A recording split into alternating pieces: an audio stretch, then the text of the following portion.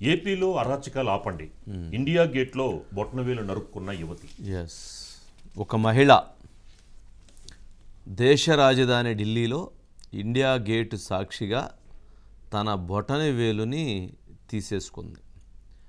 రాజ్యాంగాన్ని కాపాడాలని, ఆంధ్రప్రదేశ్లో జరుగుతున్నటువంటి అరాచకాల విషయంలో చర్యలు తీసుకోవాలని, ఆంధ్రప్రదేశ్లో జరుగుతున్నటువంటి గంజాయి మాఫియాతో ప్రజలు ఎలా నష్టపోతున్నారు, ప్రజల భవిష్యత్తు ఎలా నష్టపోతుంది, యువత ఎటువంటి అరాచకాలకు అలవాటు పడుతున్నారు అనేటువంటి అంశాలని వెలుగులోకి తీసుకురావటం కోసం, ప్రజలని చైతన్యవంతం చేయటం కోసం, ప్రభుత్వాలని కదిలించటం కోసం, ప్రజాస్వామ్యంలో ఉన్నటువంటి వ్యవస్థలని దీనిపైన ముందుకు తీసుకురావటం కోసం తాను ఒక మహిళ ఇండియా గేట్ సాక్షిగా ఢిల్లీలో తన బొటన వేలుని తీసేసుకుంది. అంటే బొటన వేలు కట్ చేసుకుంది. నిజంగా ఇది ఆంధ్రప్రదేశ్ రాష్ట్రం సిగ్గుపడాల్సినటువంటి అంశం. ఆంధ్రప్రదేశ్ పాలకులు సిగ్గుతో తల వంచుకోవాల్సినటువంటి అంశం. ఆంధ్రప్రదేశ్ ప్రభుత్వంలో ఉన్నటువంటి అధికార వ్యవస్థ, ప్రజాస్వామ్య నాయకులు తలదించుకోవాల్సినటువంటి సందర్భం. అసలు ఏంటి, కోపూరు లక్ష్మి అనే మహిళ ఢిల్లీ వెళ్ళి గుంటూరులో జరుగుతున్నటువంటి గంజాయి వలన జరుగుతున్నటువంటి అరాచకాలని ప్రజలకి, ప్రభుత్వాలకి తెలియజేయటం కోసం తాను బొటనవేలుని తీసివేసుకొని ఒక నిరసన కార్యక్రమాన్ని చేపట్టింది. ఇప్పుడు కోపూరి లక్ష్మితో ఒక స్పెషల్ ఇంటర్వ్యూ. లక్ష్మి గారు జాయిన్ అయ్యారా? కోపూరు లక్ష్మి గారు మాట్లాడుతున్నారండి. గుంటూరు 1 minute అండి. కోపూరు లక్ష్మి గారు గుంటూరు వాసి, గుంటూరు 41వ డివిజన్ చెందినటువంటి మహిళ. తాను అంటే ఆదర్శ మహిళా మండలి అనేటువంటి ఒక మహిళా మండలిని తాను నడుపుతూ ఉన్నారు. ఆదర్శ మహిళా మండలిలో ద్వారా ఆంధ్రప్రదేశ్లో, ప్రత్యేకంగా గుంటూరులో గంజాయి వలన ఎంతమంది పిల్లలు చెడిపోతున్నారు, ఎంతమంది పిల్లల భవిష్యత్తు నాశనం అవుతుంది, ఎటువంటి అరాచకాలు జరుగుతున్నాయి, వాటన్నిటి మీద తన వంతుగా తాను పోరాటం చేస్తూ తన వంతుగా తాను ఒక యుద్ధాన్ని కొనసాగించింది.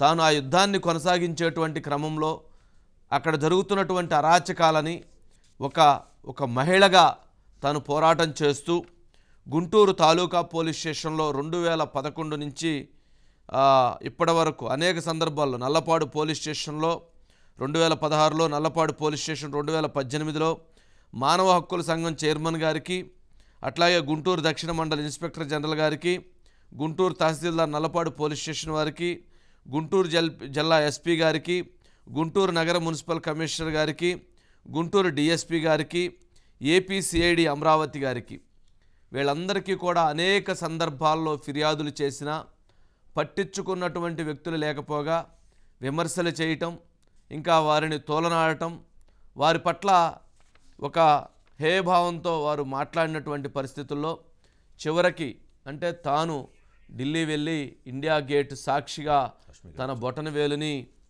అక్కడ రాజ్యాంగాన్ని నిలబెట్టండి తన నిరసన ద్వారా బొటనవేలు నరుక్కొని తాను ఈ ప్రజాస్వామ్యాన్ని కాపాడటానికి తన వంతుగా ప్రయత్నం చేసినటువంటి లక్ష్మి గారితో. లక్ష్మి గారు నమస్కారం అండి. నమస్కారం. మీరు ఢిల్లీ నుంచి ట్రైన్లో వస్తున్నారనే సమాచారం ఉంది. మీరు జర్నీలో ఉన్నట్లున్నారు. జర్నీలో ఉన్నారా?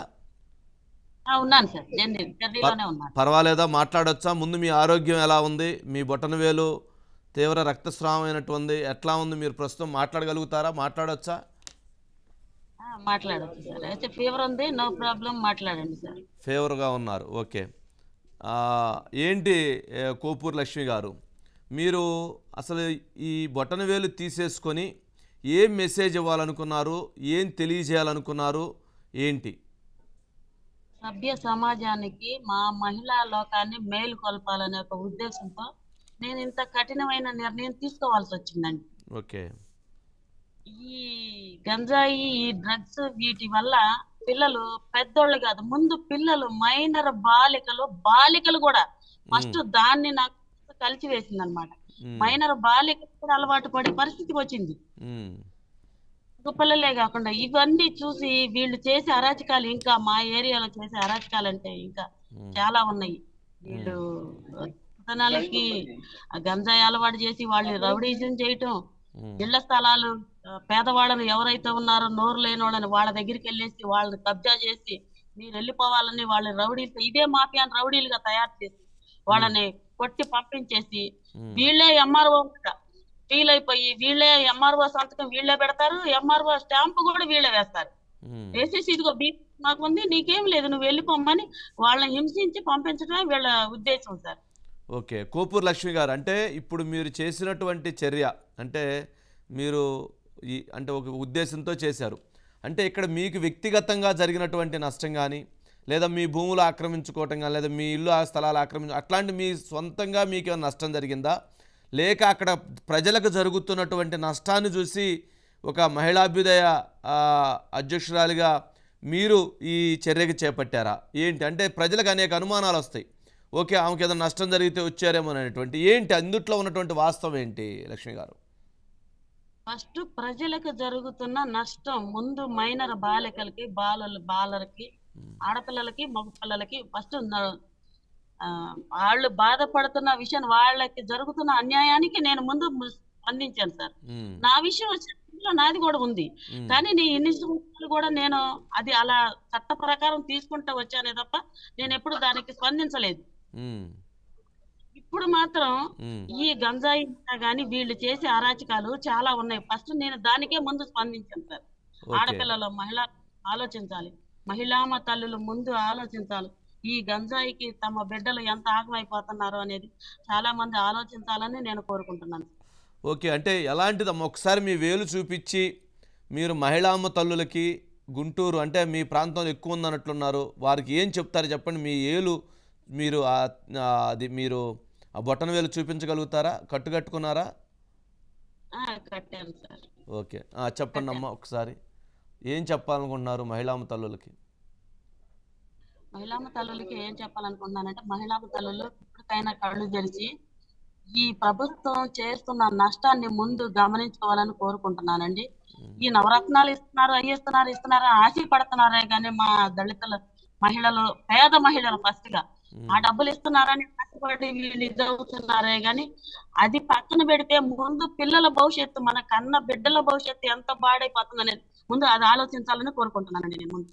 అంటే మీరు దళితులు పేదలు అంటున్నారమ్మా, జగన్మోహన్ రెడ్డి గారు ఏమన్నా పెత్తందారులు పేదలు అంటున్నారు, ఏంటి దాన్ని వ్యత్యాసాన్ని మీరేం చెప్తారు? పెత్తందారులు ఆయన పెత్తందారి, యువకుడోళ్ళు అంటే ఎలాగండి? ఆయన పెత్తందారి, ఆయన విమానాలు తిరుగుతూ అన్ని చేస్తాడు, ఆయన పెత్తందారి. దళితులు మేం కాదు, పేదలమే, ఎప్పుడుకి పేదలమే. కాకపోతే ఈ నవరత్నాలు కూడా ఇస్తుంది దేనికి అంటే, ఒక మొక్కలో చెప్పాలంటే ఓట్లు కొనుక్కుంటున్నాడు మా పేదల అమాయకులైన మా పేదల దగ్గర నవరత్నాలు అని డబ్బులు వేసి ఓట్లు తీసుకోవడానికి అతను చేసే ప్రయత్నం. ఇంకంతకు మించి పేదల మీద ప్రేమ ఉండే, వాళ్ళకేదో న్యాయం చేయాలని, వాళ్ళకేదో ధర్మం చేయాలనే ఉద్దేశం ఎటువంటిది కాదు. ముందు అది ప్రజలు గమనించాలని ఫస్ట్ నేను కోరుకుంటున్నానండి.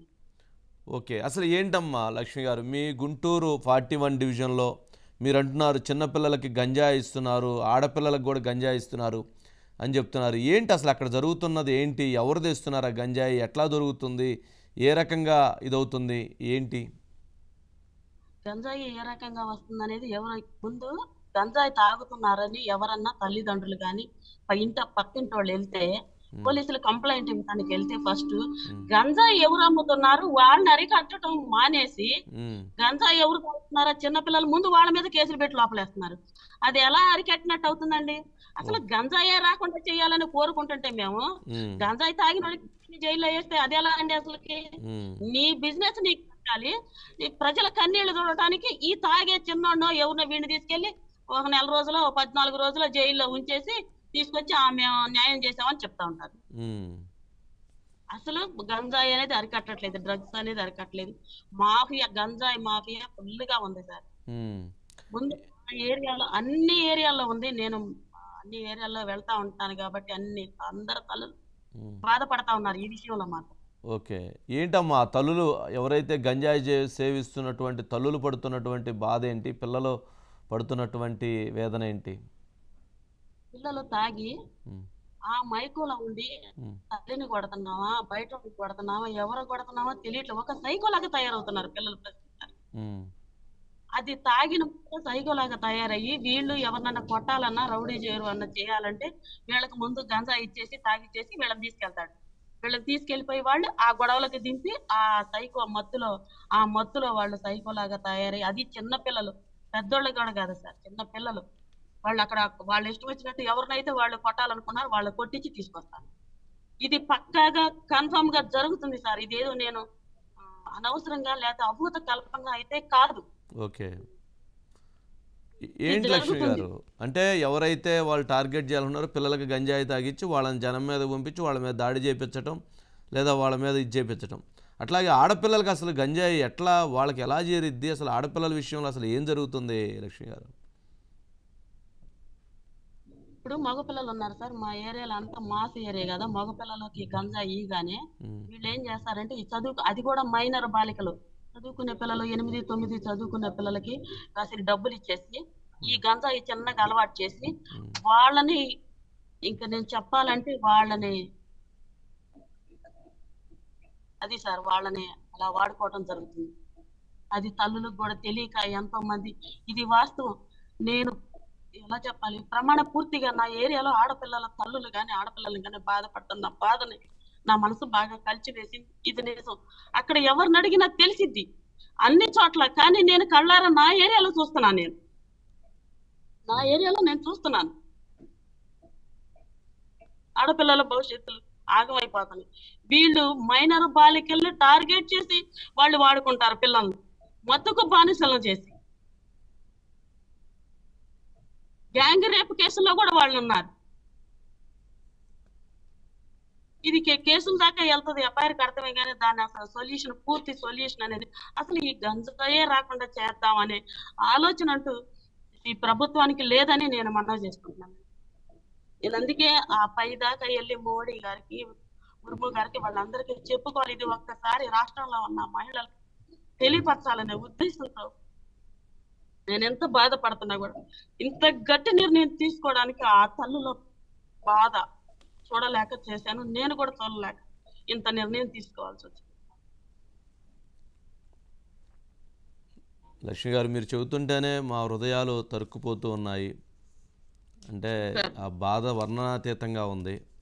అంటే అక్కడ ఉన్నటువంటి యువకులకి గంజాయి అలవాటు ఉంటే వాళ్ళు అక్కడ ఉన్నటువంటి మైనర్ బాలికలు, అంటే 8, 9 తరగతి చదువుకునేటువంటి బాలికలకి గంజాయి ముత్తు అలవాటు చేసి వాళ్ళని శారీరకంగా హింసించి వాడుకోవటం అని అంటే నిజంగా ఇది ఎక్కడ ఈ దేశంలో ఇలాంటి పరిస్థితులు ఉన్నాయా అని అంటే అందులో అది ఆంధ్రప్రదేశ్ గుంటూరు లాంటి నడిబొడ్డున ఉన్నటువంటి ప్రాంతంలో ఎలాంటి అరాచకాలు జరుగుతున్నాయి అని అంటే నిజంగా తల దించుకోవాల్సిన పరిస్థితి కనపడుతుంది. సిగ్గుతో మనసు కలిచివేస్తున్నటువంటి పరిస్థితి ఉంది.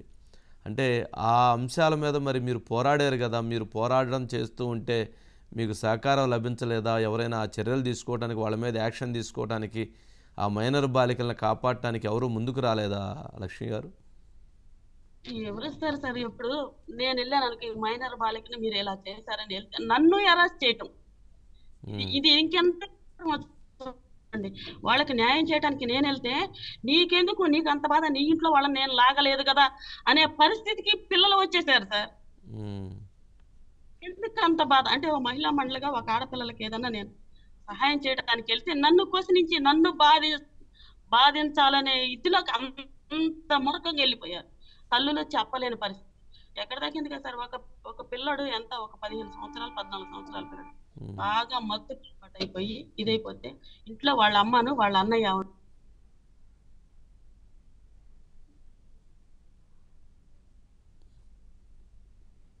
వాళ్ళ అమ్మయ్య నిద్రపోతుంటే పెద్ద కర్ర తీసుకుని వాళ్ళిద్దరు ఆ మత్తులో వాళ్ళిద్దరిని కొట్టి బయటకు వెళ్ళిపోయాడు. రెండోసారి నన్ను అలా అనొద్దు, వాళ్ళు భయపడి వాడు తాగితే తాగాడు అని చెప్పి తలంచుకొని ఊరుకున్నారు. ఎక్కడ చంపేస్తారా? ఇది ఎక్కడ న్యాయం సార్ అసలు? అంటే మీరు చెప్పినటువంటి ఒక సంఘటన విజయవాడ నడి సెంటర్లో ఒక కుర్రవాడు తండ్రిని కొట్టి చంపేశాడు గత నెల రోజుల వ్యవధి క్రితం. పోలీసులు వచ్చి ఆ కుర్రవాడిని, ఏంటి మీ తండ్రి గారిని కొట్టి చంపావు, పద ఏం జరిగిందనంటే, తెలియదండి, రాత్రి గంజాయి తాగాను, నాకు ఆ మొత్తులో ఏం చేసానో తెలియదు, మా తండ్రి అంటే నాకు ప్రేమ, కానీ ఏం జరిగిందో తెలియదు అని చెప్పని ఆ కుర్రవాడు మాట్లాడాడని మొన్న గద్దె రామ్మోహన్ రావు గారు ఎక్స్ఎమ్మెల్యే మాజీ ఎంపీ ఆయన నా డిబేట్లో నా ఇంటర్వ్యూలో చెప్పారు. అంటే అలాంటివి ఒకటి కాదు రెండు కాదు కోకొల్లలుగా ఉన్నటువంటి పరిస్థితి. మరి ఇలాంటి వాటిని మరి ఎలా, అంటే మీరు బొటనవేలు తీయటం ద్వారా అంటే అంటే ఏం కోరుకుంటున్నారు, ఏం డిమాండ్ చేయాలనుకుంటున్నారు, ఏం చెప్పాలనుకుంటున్నారు? ఈ బొటనవేలు తీయడానికి ఈ మహిళలకు జరుగుతున్న, ఈ పసిపిల్లలకు జరుగుతున్న అన్యాయం గురించి ఇవన్నీ ఒక్కసారి ఎంతో మంది స్పీచ్లు ఇస్తున్నారు, ఎన్నో చేస్తున్నారు, అర్థం కావట్లేదు. వీళ్ళకి ఎలా అర్థమైంది అన్నది బాధించుకొని వీళ్ళకి ఒక్కసారి ఆ మహిళలకి ఒక్కసారి వాళ్ళ నేనేదో ఈ నిర్ణయం తీసుకోవడం జరిగిందండి. కానీ మహిళలు మేలుకోవాలని ఈ ఒక్క దాంతోనే నేను ఆగనండి. నేను నేను సామరస్యంగా ఉండే పోరాటాలు మహిళ మేలుకొల్పాలని, సామరస్యంగా ఉండే పోరాటాలు ఇలా చేసుకుంటూ పోవాలని నిర్ణయించుకున్నాను. పెద్దల దృష్టికి తీసుకెళ్ళి ఈ విషయాన్ని పెద్దల దృష్టికి తీసుకెళ్ళి నేను ఇలా సామరస్యంగా తీసుకెళ్ళాలి. అంటే ఏం తీసుకెళ్తారు లక్ష్మి గారు? మీ ప్రాంతంలో, లక్ష్మి గారు మీ ప్రాంతంలో మాజీ హోంమంత్రి సుచరిత గారు హోంమంత్రిగా ఉన్నటువంటి ప్రాంతం అది. మరి అక్కడ మాజీ హోంమంత్రి ఉన్నటువంటి ప్రాంతంలోనే ఇటువంటి అరాచకాలు, ఇటువంటి దాడులు, ఇటువంటి సంఘటనలు, మైనర్ బాలికలు, చిన్న పిల్లల మీద ఇటువంటి హింస జరుగుతూ ఉంటే కూడా మరి స్పందన లేకపోతే సమాజం ఎటుపోతుంది, ప్రభుత్వ వ్యవస్థలు ఎటుపోతున్నాయి, ఏంటి మీరు దాని మీద ఏం చెప్తారు? నా వంతుగా నేనేదో కృషి చేయాలనుకుంటున్నానండి. ఎంతో కొంతమంది మాట్లాడకపోతారా దృష్టి మోదీ గారు లాంటి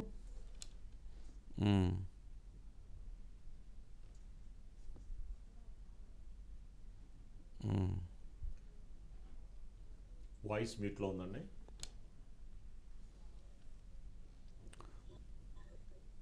శాంతియుతంగానే చేసుకుంటూ పోతాను. ఓకే లక్ష్మి గారు, అసలు ఎంతమంది పిల్లలు, అంటే ఇప్పుడు అక్కడ మీ ప్రాంతంలో మీ డివిజన్లో ఎంతమంది పిల్లలు ఇప్పుడు వీటికి బానిసై ఉంటారు? ఎంతమంది పిల్లలకి ఇటువంటి అన్యాయం జరిగి ఉండేది అంటారు? నాకు తెలిసి మా 41వ డివిజన్ సుమారు 100 మంది పిల్లలు, సుమారు 100 మంది పిల్లలు నాకు తెలుసు, తెలియకుండా ఇంకా ఉన్నారు. నాకు తెలిసి 100 మంది పిల్లలు. రాష్ట్రం మొత్తం ఒకసారి ఎవరంటే లక్ష్మి గారు, ఎవరికి వీళ్ళందరికీ గ్యాంగ్స్టర్స్ ఎవరు? వీళ్ళందరినీ నడిపించేది ఎవరు, నడిపిస్తుంది ఎవరు, ఎవరు ఆ మాఫియా ఎవరు?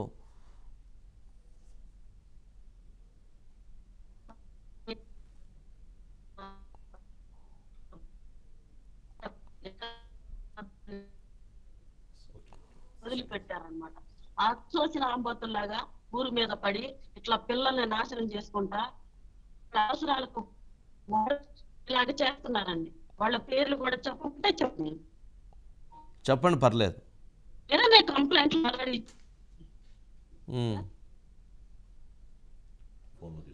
పోలీస్ స్టేషన్ ఆల్రెడీ మళ్ళీ కంప్లైంట్ ఉంది, పై నుంచి అందరికి పంపించాను, కూడా మళ్ళీ పంపిస్తానే ఉంటాను. పోరాటం ఆగదు. ఇప్పటికే మనవాళ్ళందరూ అమ్మాయి ఎంత నిర్ణయిస్తున్నాం మా పిల్లల భవిష్యత్తు అని కొంతమంది ఫోన్లు చేసి ఏడుస్తున్నారు. అంటే పాపం ఆ తల్లిదండ్రులకి వాళ్ళ చిన్న బాలికలు, వాళ్ళ పిల్లలు ఈ రకంగా అన్యాయానికి గురవుతున్నారని తెలిసినా కానీ చెప్పుకోలేని పరిస్థితి ఉంటుంది కదా లక్ష్మి గారు. ఇటీవల మా ఇంటి పక్కన డిగ్రీ చదువుకునే పిల్లాడు గంజాయి తాగి నైట్, డిగ్రీ చదువుకునే సార్ గంజాయి తాగి ఆటో వేసుకుంటా ఎట్ట తాగుతున్నాడో తెలియక వచ్చే ట్రాక్టర్ గుద్ది స్పాట్ లో చనిపోయాడండి. ఆ తల్లిదండ్రులు గంజాయి వల్ల నా కొడుకు చనిపోయాడని చెప్పుకోలేక యాక్సిడెంట్ లో చనిపోయాడని చెప్పుకున్నారు సార్. ఇలా దాచిపెట్టుకున్న తల్లులు చాలా మంది ఉన్నారు. ఇంకెప్పుడు మేలుకుంటాయి మేము రాష్ట్రానికి ఏదో చేస్తున్నాము, మేమేదో ఇదవుతున్నాం అని చెప్పుకోవటం కాదండి, చేతల్లో మీడియాలో ఊరక గోలకిస్తున్నారు, చెవులో జోరీగా లాగా మీడియాలో ఇది చేస్తున్నాం కదా. భావి తరాలకు భవిష్యత్తుకు మనం ఏం చేస్తున్నాం అనేది ముందు అది చూడాలి.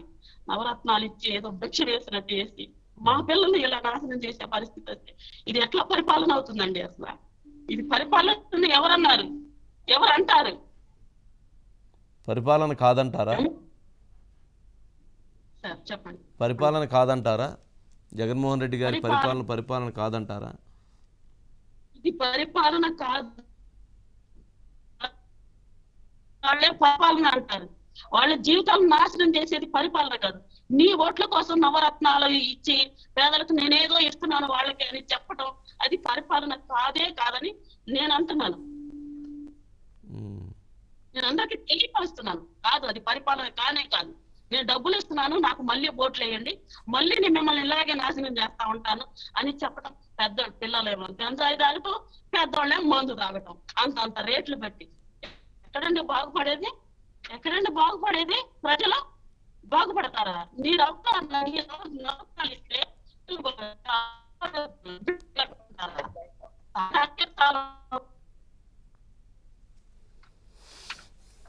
ఓకే లక్ష్మి గారు, మీరు జర్నీలో ఉన్నట్లున్నారు, వాయిస్ సిగ్నల్ బ్రేక్ అవుతూ ఉంది. అంటే ఒక మహిళ ఆంధ్రప్రదేశ్లో గంజాయి వలన తన చుట్టుపక్కల ప్రాంతంలో జరుగుతున్నటువంటి అన్యాయాలని సమాజానికి తెలియజేయటం కోసం తాను అనేక ఫిర్యాదులు చేసి చివరకు ఢిల్లీ వెళ్ళి తన ఫిర్యాదులపై ఇక్కడ స్పందన లేకపోతే, పట్టించుకోకపోతే, ఇంకా ఆ అంశాలపైన తన మీదే విమర్శలు చేస్తుంటే తాను ఢిల్లీ వెళ్ళి ఇండియా గేట్ సాక్షిగా తన బొటనవేలుని తీసుకొని నరుక్కొని సమాజానికి, ఆంధ్రప్రదేశ్ ప్రజానీకానికి ఒక మెసేజ్ ఇవ్వాలనుకున్నారు. ఆ మెసేజ్ ఇప్పుడు వారు చెప్పినటువంటి దాని ప్రకారం ఏంటి అని అంటే, ఆంధ్రప్రదేశ్లో జరుగుతున్నటువంటి అరాచక పరిపాలన వలన భవిష్యత్తు తరాల పిల్లలు నాశనం అయిపోతున్నారు. గంజాయికి చెడు అలవాట్లకు అలవాటు పడి ఆడపిల్లలు, మగపిల్లలు తీవ్రమైనటువంటి నరకానికి వెళ్ళిపోతున్నారు. ప్రమాదాలు జరుగుతూ ఉన్నాయి. వాళ్ళు తల్లిదండ్రులని కొట్టి చంపుతున్నారు, లేదా వాళ్ళు యాక్సిడెంట్లో చనిపోతున్నారు. వీటన్నిటికీ కారణం గంజాయిని ఈ రకంగా ప్రజల్లోకి తీసుకురావటం, ఇది ప్రభుత్వం చేతగానితనం అని చెప్పి వారు విమర్శిస్తున్నారు. అంటే ఇక్కడ ప్రజలు, మహిళలు ముఖ్యంగా తెలుసుకోవాల్సింది ఏంటంటే, ఏ కుటుంబంలో ఉన్నటువంటి ఆ మహిళకి ఆ కుటుంబంలో ఉన్నటువంటి కష్టాలు తెలుసు. ఇక్కడ గమనించుకోవాల్సిన అంశం ఏంటంటే, ప్రతి మహిళ ఆ ఇంట్లో ఉన్నటువంటి ఆ భర్త, ఆ పిల్లలు వాళ్ళు బాగుంటే తను అందరికంటే సంతోషంగా ఉంటుంది ప్రతి మహిళ. కానీ ఇంట్లో ఉన్నటువంటి పిల్లవాడు గంజాయి దాగి వచ్చి ఇటువంటి దుర్వసనాలకు అలవాటు పడి ఇటువంటి పరిస్థితులు ఏర్పడుతూ ఉంటే ఆ తల్లి ప్రతిరోజు చనిపోతూ బతకటమే కదా, ఆ తల్లి ప్రతిరోజు ఆవేదన చెందటమే కదా, ఆ తల్లి ప్రతిరోజు నరకాన్ని అనుభవించటమే కదా.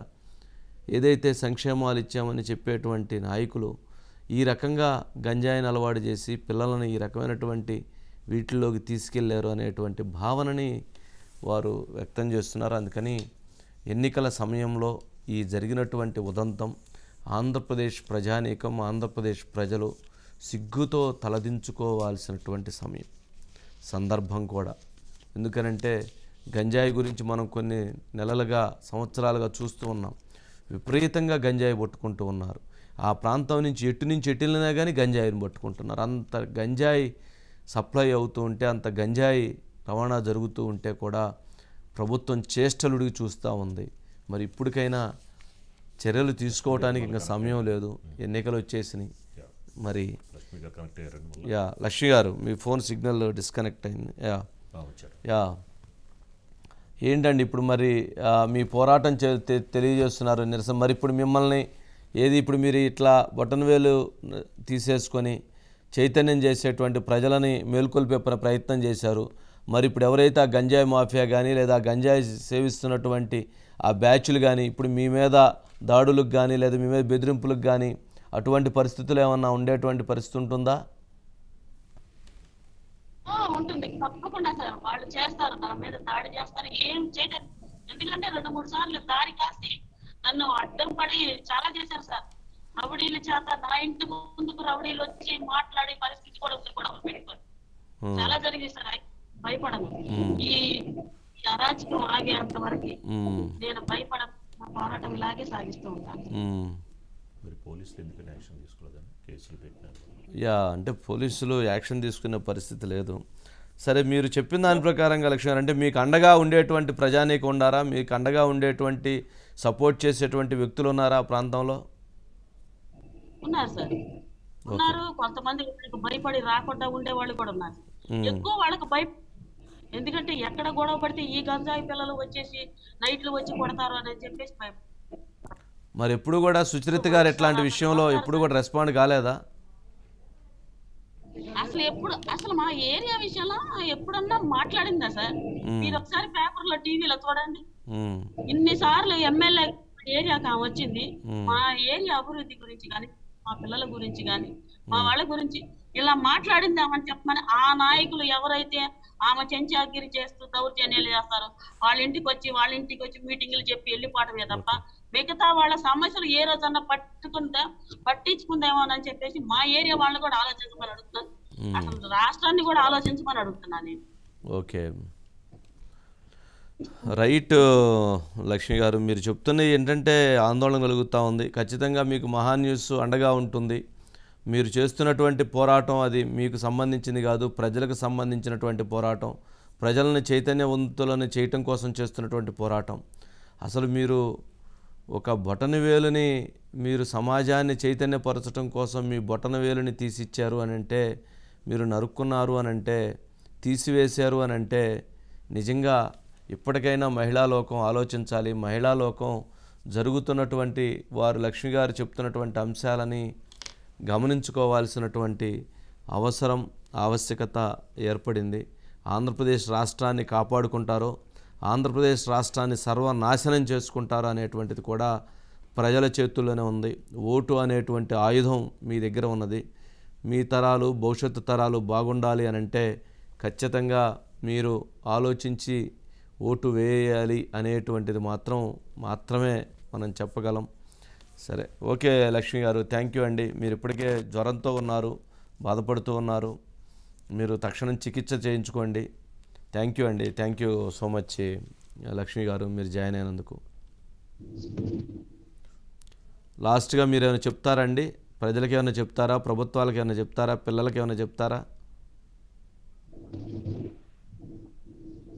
ప్రభుత్వం మారాలి సార్. ఈ ప్రభుత్వం మారి కొత్త ప్రభుత్వం రావాలని నేను కోరుకుంటున్నాను.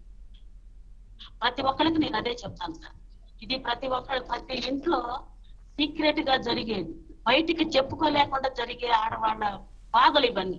ఇవి ఒక్కసారి ముందుకు తీసుకురావాలంటే ఇంత ముందుకు తీసుకురావడానికి అసలు ఎవరిని బయటికి రానిచ్చారండి? ఇప్పుడు ఇంకొక ముందు ఎలక్షన్ అంటే ఓకే, సరేనండి లక్ష్మి గారు, ఫోన్ డిస్కనెక్ట్ అవుతా ఉంది. థ్యాంక్ యూ అండి. థ్యాంక్ యూ లక్ష్మి గారు, thank you so much. Second అండి, ఇది లక్ష్మి గారితో మనం చూసాము. ఏం చెప్పారు ఏంటనేది ప్రజలకు అర్థమై ఉండాలి.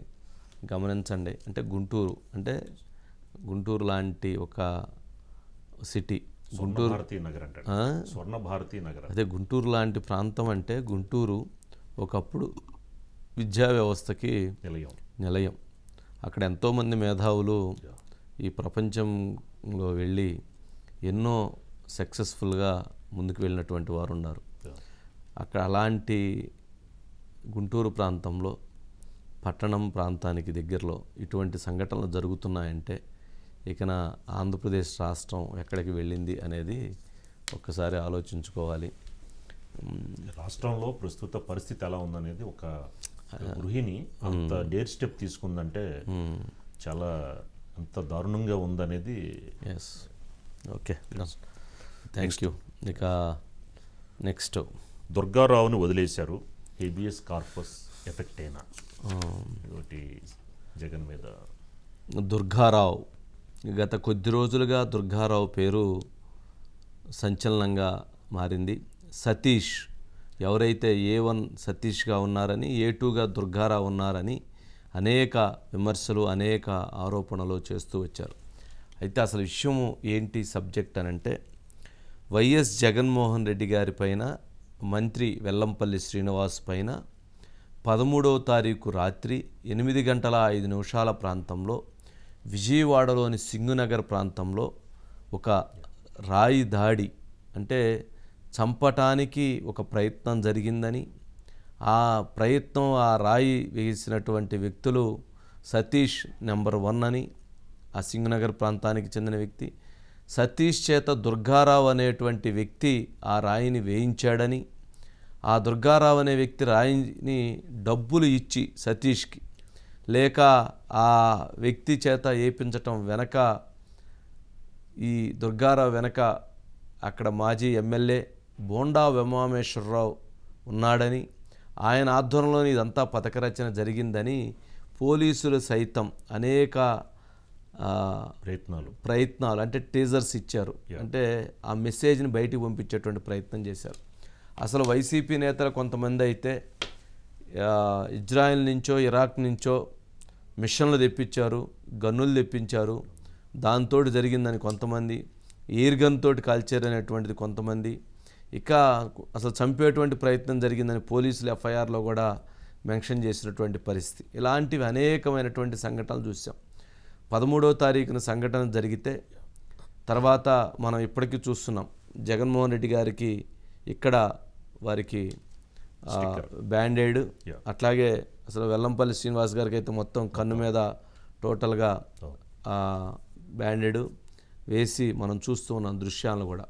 అసలు ఏం జరిగింది ఆ రోజు, ఏం జరిగింది, సతీష్ దుర్గారావుకి ఉన్న అనుబంధం ఏంటి, దుర్గారావు అసలు ఆ రోజు ఎక్కడున్నాడు, రాయి వేయించటంలో లేదా అక్కడ దుర్గారావు పాత్ర ఏంటి, దుర్గారావుని విచారణలో పోలీసులు ఏమి ప్రశ్నించారు, దుర్గారావుని పోలీసుల విచారణలో ఏ అంశాలని అడిగారు, ఏ అంశాలని చెప్పమన్నారు అనేటువంటిది ఎక్స్క్లూజివ్గా మహాన్యూస్తో చెప్పడం కోసం దుర్గారావు ఇప్పుడు మహాన్యూస్ స్టూడియోలో, విజయవాడ స్టూడియో నుంచి జాయిన్ అయ్యారా? దుర్గారావు గారు నమస్కారం. దుర్గారావు గారు నమస్కారం. ఏంటి దుర్గారావు గారు, అంటే 13వ తారీఖున ముఖ్యమంత్రి గారి మీద, మంత్రి గారి మీద దాడి జరిగింది. ఈరోజు 22వ తారీఖు, నిన్న నైట్ అనుకుంటా మిమ్మల్ని తీసుకొచ్చి పోలీసులు వదిలిపెట్టారు. అంటే 4 రోజుల పాటు 5 రోజుల పాటు మీరు పోలీసుల కస్టడీలో ఉన్నారు. అంటే ఏబిఎస్ కార్పస్ పిటిషన్ ఇవ్వబోతున్నారు అనేటువంటి సమాచారంతో సరే మిమ్మల్ని వదిలిపెట్టి ఉండొచ్చు లేదా పంపించుండొచ్చు. అసలు ఏంటి దుర్గారావు గారు, అసలు 13వ తారీఖు ఏం జరిగింది?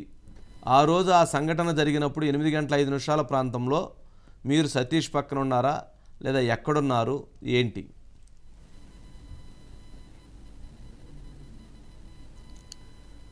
సార్ ఆ రోజు 8 ఈ సింగినగర్ డాబాకోట్ సెంటర్లో ఒడ్డూరు కాలనీ అనే ఆర్చి ఉంటుంది సార్. ఓకే. ఆర్చి దగ్గర మేము ప్రతిరోజు సాయంత్రం 6 గంటలకే కుర్రవాళ్ళందరం కలిసి మాట్లాడుతూ ఉంటాం ప్రతిరోజు. ఆ రోజు కూడా సీఎం గారి ప్రోగ్రాం ఉంది, మేము ఆ టైంలో అక్కడే కూర్చున్నాము. టైంలో కూర్చొని సరదాగా మాట్లాడుతూ ఉంటూ కాసేపు జనాలతో మాట్లాడుతూ ఉంటూ 7:30 మధ్యలో ఈ 200 ఇచ్చి తెప్పించుకున్న బ్యాచ్ మొత్తం ఆర్చి దగ్గరికి గుంపుగా వచ్చేసారు సార్. ఓకే. ఈ గుంపు మధ్యలో మనం ఎందుకని ఆర్చీలో ఉన్న బల్లలు ఉంటే అక్కడికి వెళ్ళి మేము వెళ్ళి కూర్చున్నాం సార్. ఓకే. అక్కడ కూర్చున్న తర్వాత మాట్లాడుతూ ఇక నిదానంగా 8 గంటల ఆ ప్రాంతంలో సీఎం గారు బస్సు యాత్ర అన్నది ఆర్చి దాటి వెళ్ళిపోయింది సార్ 8 గంటలకు. ఓకే. వెళ్ళిపోయిన తర్వాత ఇంకా ఎలాగో అంటే ఇక్కడ మేము ఉన్నది అక్కడ ఆలోచన ఏంటంటే ఏ నాయకుడు ఉన్నా సీఎం క్యాండిడేట్ అనగా ఎవరికైనా చూడాలని ఆశ ఉంటుంది సార్. అవును. అది మేము చూసాము, అందరితో పాటు చూసాము. తర్వాత వెనక్కి ఆయన వెళ్ళిపోయిన తర్వాత అక్కడ నుంచి డాబాకోట్ సెంటర్ 2 బంకులు బ్యాక్ సైడు టీడీపీ కార్యాలయం చిన్నది రీసెంట్గా ఒక 3 వారాల క్రితం ఓపెన్ చేశారు సార్. అక్కడికి వెళ్ళిపోయి ఆ కార్యాలయం గల ఉన్న అతనితో, రామారావు అనే అతనితో కూర్చొని అక్కడ మాట్లాడుతూ ఉండగా ఆ రామారావు అన్న వ్యక్తికి సింగినగర్ డాబాకుట్ల సెంటర్ వివేకానంద స్కూల్ దగ్గర సీఎం గారి పైన రాయి దాడి జరిగిందని అతనికి ఫోన్ వచ్చింది సార్. ఓకే. అది అతను నాకు చెప్పగా నేను నవ్వుతూ ఇవన్నీ ఫేకేలే అని నేను నవ్వుతూ మాట్లాడుతున్నా సార్. ఓకే. తర్వాత ఆ 2 మాటలు డిస్కషన్ అయిపోయాక ఏదైనా ఉంటే 10 నిమిషాల్లో సీఎం గారి మీద అంటే 10 నిమిషాల్లో ఏదైనా కానీ స్టోల్ అవుతూ ఉంటుంది కదా, అవన్నీ ఫేకేలే అనుకుని నవ్వుకుంటే నేను బయటకు ఎందుకు అనిపించింది దుర్గారావు గారు మీకు ఫేక్ అనే అభిప్రాయం ఎందుకు అనిపించింది?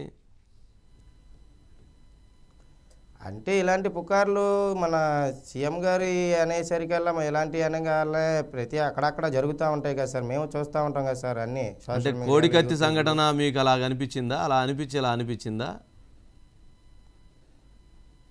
అంటే ఇంచుమించుగా అలాగే అనిపించింది. కాకపోతే అది మేము బయటికి చెప్పుకోక నవ్వుతూ మాట్లాడుకుంటూ వెళ్ళిపోయాను సార్ నేను. Okay, right. నెక్స్ట్ వెళ్ళిపోయారు, అక్కడి నుంచి ఇంటికి వెళ్ళిపోయారు. ఆ తర్వాత వెళ్ళిపోయిన తర్వాత ఇంటికి వెళ్ళలేదు సార్. అక్కడ నుంచి ఆ రోడ్ చివర టీ క్యాంటీన్ ఉంటే అక్కడ టీ తాగేసి ఒక 5 కుర్రోళ్ళు నిదానం సరదాగా వెళ్ళిపోయి మళ్ళీ మా ఆర్చి దగ్గర నా వెహికల్ ఉంది, అది తీసుకొని తర్వాత చిన్న చిన్న పనులు ఉంటే అవి చూసుకొని ఇంటికి వెళ్ళిపోయాను సార్. ఆ రోజు నైట్ 11 గంటలకి నేను ఇంటికి వెళ్ళాను సార్. ఓకే. 11 గంటలకు ఇంటికి వెళ్ళిపోయారు.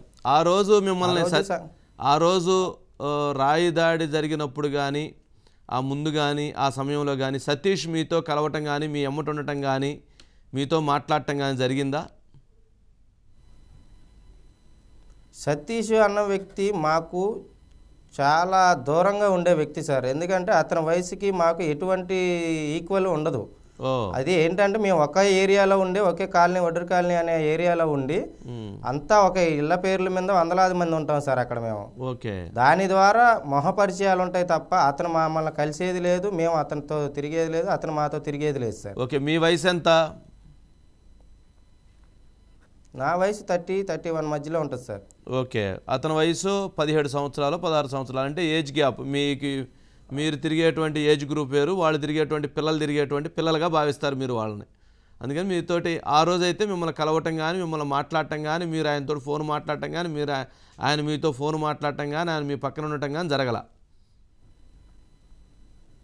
ఎటువంటివి లేవు సార్ అవి. ఓకే, సరే. తర్వాత ఇంటికి వెళ్ళిపోయారు 11 గంటలకు. ఏం జరిగింది తర్వాత రోజు? ఏం జరిగింది తర్వాత రోజు? యాజువల్గా ఇక తర్వాత మామూలుగా ఎవరి వర్కులు వాళ్ళు చేసుకుంటున్నాం సార్. మంగళవారం మార్నింగ్ వచ్చేసి సతీష్ అన్న వ్యక్తిని 4 గంటలకి తీసుకెళ్ళిపోయారు సార్ ఈ సివిల్లో పోలీసులు వచ్చి. ఓకే. ఆ తర్వాత 6 గంటలకు వచ్చేసి ఇంకొక 5-6 అదే పేటలో అదే ఒడ్రు కులస్తుల వాళ్ళని తీసుకొని వెళ్ళిపోయారు సార్ మళ్ళీ. అదే రోజు ఈవినింగు 5:30 గంటలకు నేను డాబాకోట్ సెంటర్ దగ్గర టీ కోర్టు దగ్గర కూర్చుంటే సివిల్లో ఒక అతను వచ్చి, దుర్గారావు అంటే మీరేనా, ఈ ఫోటో చూడండి ఇది మీదే కదా అంటే, నేనేనండి, ఏంటి మీకు ప్రాబ్లం ఏం చెప్పండి అంటే, ఈలోపు అతను వేరే వాళ్ళకి ఫోన్ చేసి సార్ ఎక్కడే ఉన్నాడు తొందర రండి అని పిలిపించి 4 కలిసి నన్ను కారులో వేసుకొని 1 town police station back side CC office ఉంది సార్, అక్కడికి తీసుకెళ్ళి కూర్చోబెట్టారు సార్ నన్ను. ఏంటి సార్ నన్ను ఎందుకు తెచ్చారని గట్టిగా మాట్లాడుతుంటే, నువ్వేం మాట్లాడు, మాకు ఏదైనా ఉంటే ఆఫీసర్లు వస్తారు, వాళ్ళు వచ్చినా మాట్లాడుకో, ఒక అరగంటలో వస్తున్నారు, ఆగు, అది ఇది అని కొద్దిగా మాట్లాడేసరికి సరే రానివ్వండి ఎవరైతే ఉంది మాట్లాడదాం, అసలు ఎందుకు తెచ్చారు ఆ కారణం అన్నదని మేమేం చెప్పం, వాళ్ళే చెప్తారు, ఆగానే కూర్చోబెట్టారు సార్ నన్ను. ఓకే. తర్వాత పెద్ద పెద్ద పోలీసు ఆఫీసర్లు అందరూ వచ్చేసి చాలా మంది వచ్చారు సార్. 5 చొప్పున నన్ను రూమ్లోకి పిలుస్తున్నారు సార్ లోనకి. పిలిచేసి సంఘటన నువ్వు చేసావని ఒప్పుకుంటే బాగుంటుంది, నీకు శిక్ష తగ్గిస్తాము, మర్యాదగా ఒప్పుకుంటే బాగుంటుంది అంటే, నేను ఏ సంఘటన సార్, దేని గురించి నన్ను అడుగుతున్నారు మీరు అని నేనంటే, సీఎం గారి పైన రాయి దాడి జరిగిన సంఘటనలో నువ్వే రాయి వేయమన్నావంట, అది మాకు తెలుసు, ప్రూఫ్స్ అన్నీ మా దగ్గర ఉన్నాయి అని వాళ్ళు వాదన ఆడుతున్నారు సార్ నాతో గట్టిగా. ఓకే. నేనన్నాను ఈ సంఘటనకి నాకు ఎటువంటి సంబంధం లేదు, మీరు కావాలని నన్ను తెచ్చారు, నాకు అర్థమవుతుంది సార్, మీరు ఒప్పుకుంటే బాగుంటుందని ముందే చెప్తున్నారు, అంటే మేము చేసామని మీరు ముందే చెప్పేస్తున్నారు, మీ దగ్గర ఏమైనా ప్రూఫ్స్ ఉంటే చూపించారు నాకు అని నేను గట్టిగా అడిగాను సార్. ఉమ్, మా కాడ అన్నీ ఉన్నాయి, మేము చూపించాల్సిన కాడ చూపిస్తాము, ఉమ్, మేమేం చేయాలో మాకు తెలుసు, మర్యాదగా ఒప్పేసుకుంటే తక్కువ శిక్షలో బయటపడతావు, లేదంటే మాత్రం నీ లైఫ్ పాడైపోద్ది, నీ ఇష్టం ఇంకా అని బెదిరించారు సార్. ఓకే. బెదిరించి అంటే అది ఎంతసేపు జరిగింది? లేదండి నేను ఇలా చేసేవాడిని కాదు, ఇలా ఉద్దేశం కూడా మాకు లేదు, అసలు అతను సీఎం గారు అతను చేయాలంటే మాకు ఎన్ని ఇది ఉండాలి, మేము ఎక్కడ అతను ఎక్కడండి, ఇలాంటి మేము చేసేవాళ్ళం అయితే కాదండి, మీరు కావాలని మా మీద ఏమన్నా నింద వేస్తున్నారని నాకు అనిపిస్తుంది సార్ అంటే, ఏంట్రా అగస్టాలు వాగుతున్నావు అని నన్ను కొట్టడం స్టార్ట్ చేశారు సార్. కొట్టారు సార్. ఎంతమంది కలిసి కొట్టారు? ఒక ముగ్గురు కలిసి, అప్పుడు ఆ రూమ్లో అయితే ముగ్గురు కలిసి పైప్ పెట్టి ఒకరు, కాలు పెట్టి ఒకరు తన్నారు సార్. పైప్ తోటి ఒకరు, కాలుతోటి ఒకరు. అంటే పైప్ అంటే ఆ ట్యూబ్ లాంటిది, అది ప్లాస్టిక్ మోడల్లో మందంగా ఉండే పైప్ లాగా ఉంది సార్ అది. దాన్ని పెట్టి మోకాల మీద పెట్టి ఒకరు కొడుతున్నారు, ఒకరు పట్టుకున్నారు, ఒకరు కాలు పెట్టి ఎగిరి తంతున్నారు సార్. ఎక్కడ తన్నారు? ఈపు మీద లేకపోతే ఒప్పుకోమని మెడల మీద పెట్టి కొడుతున్నారు సార్. ఓకే, ఇడిచారు అంటే మీ చేతులు వెనక్కి పట్టుకొని. ఓకే.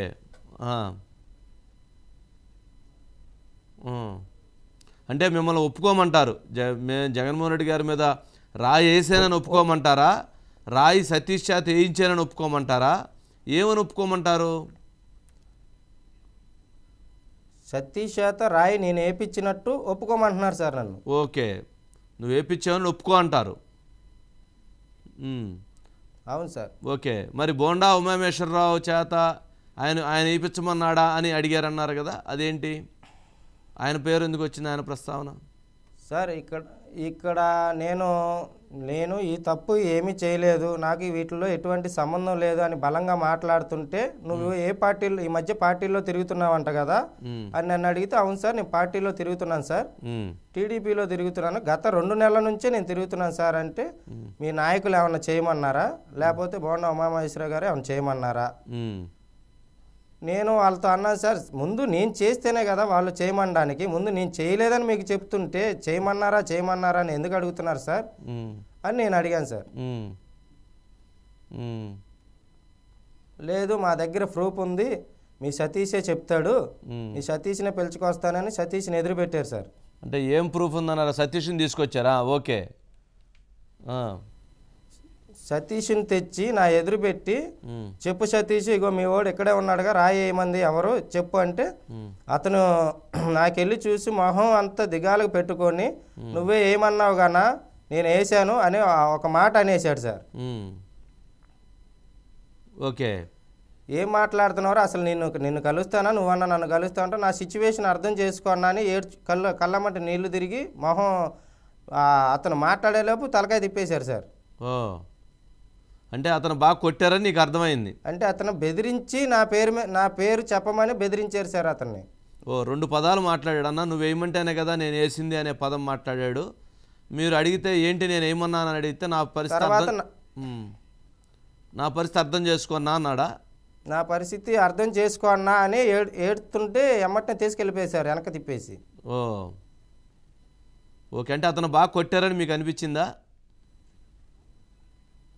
అతను కూడా కొట్టారు సార్, బెదిరించారు సార్, అతను బాగా కొట్టడం జరిగింది.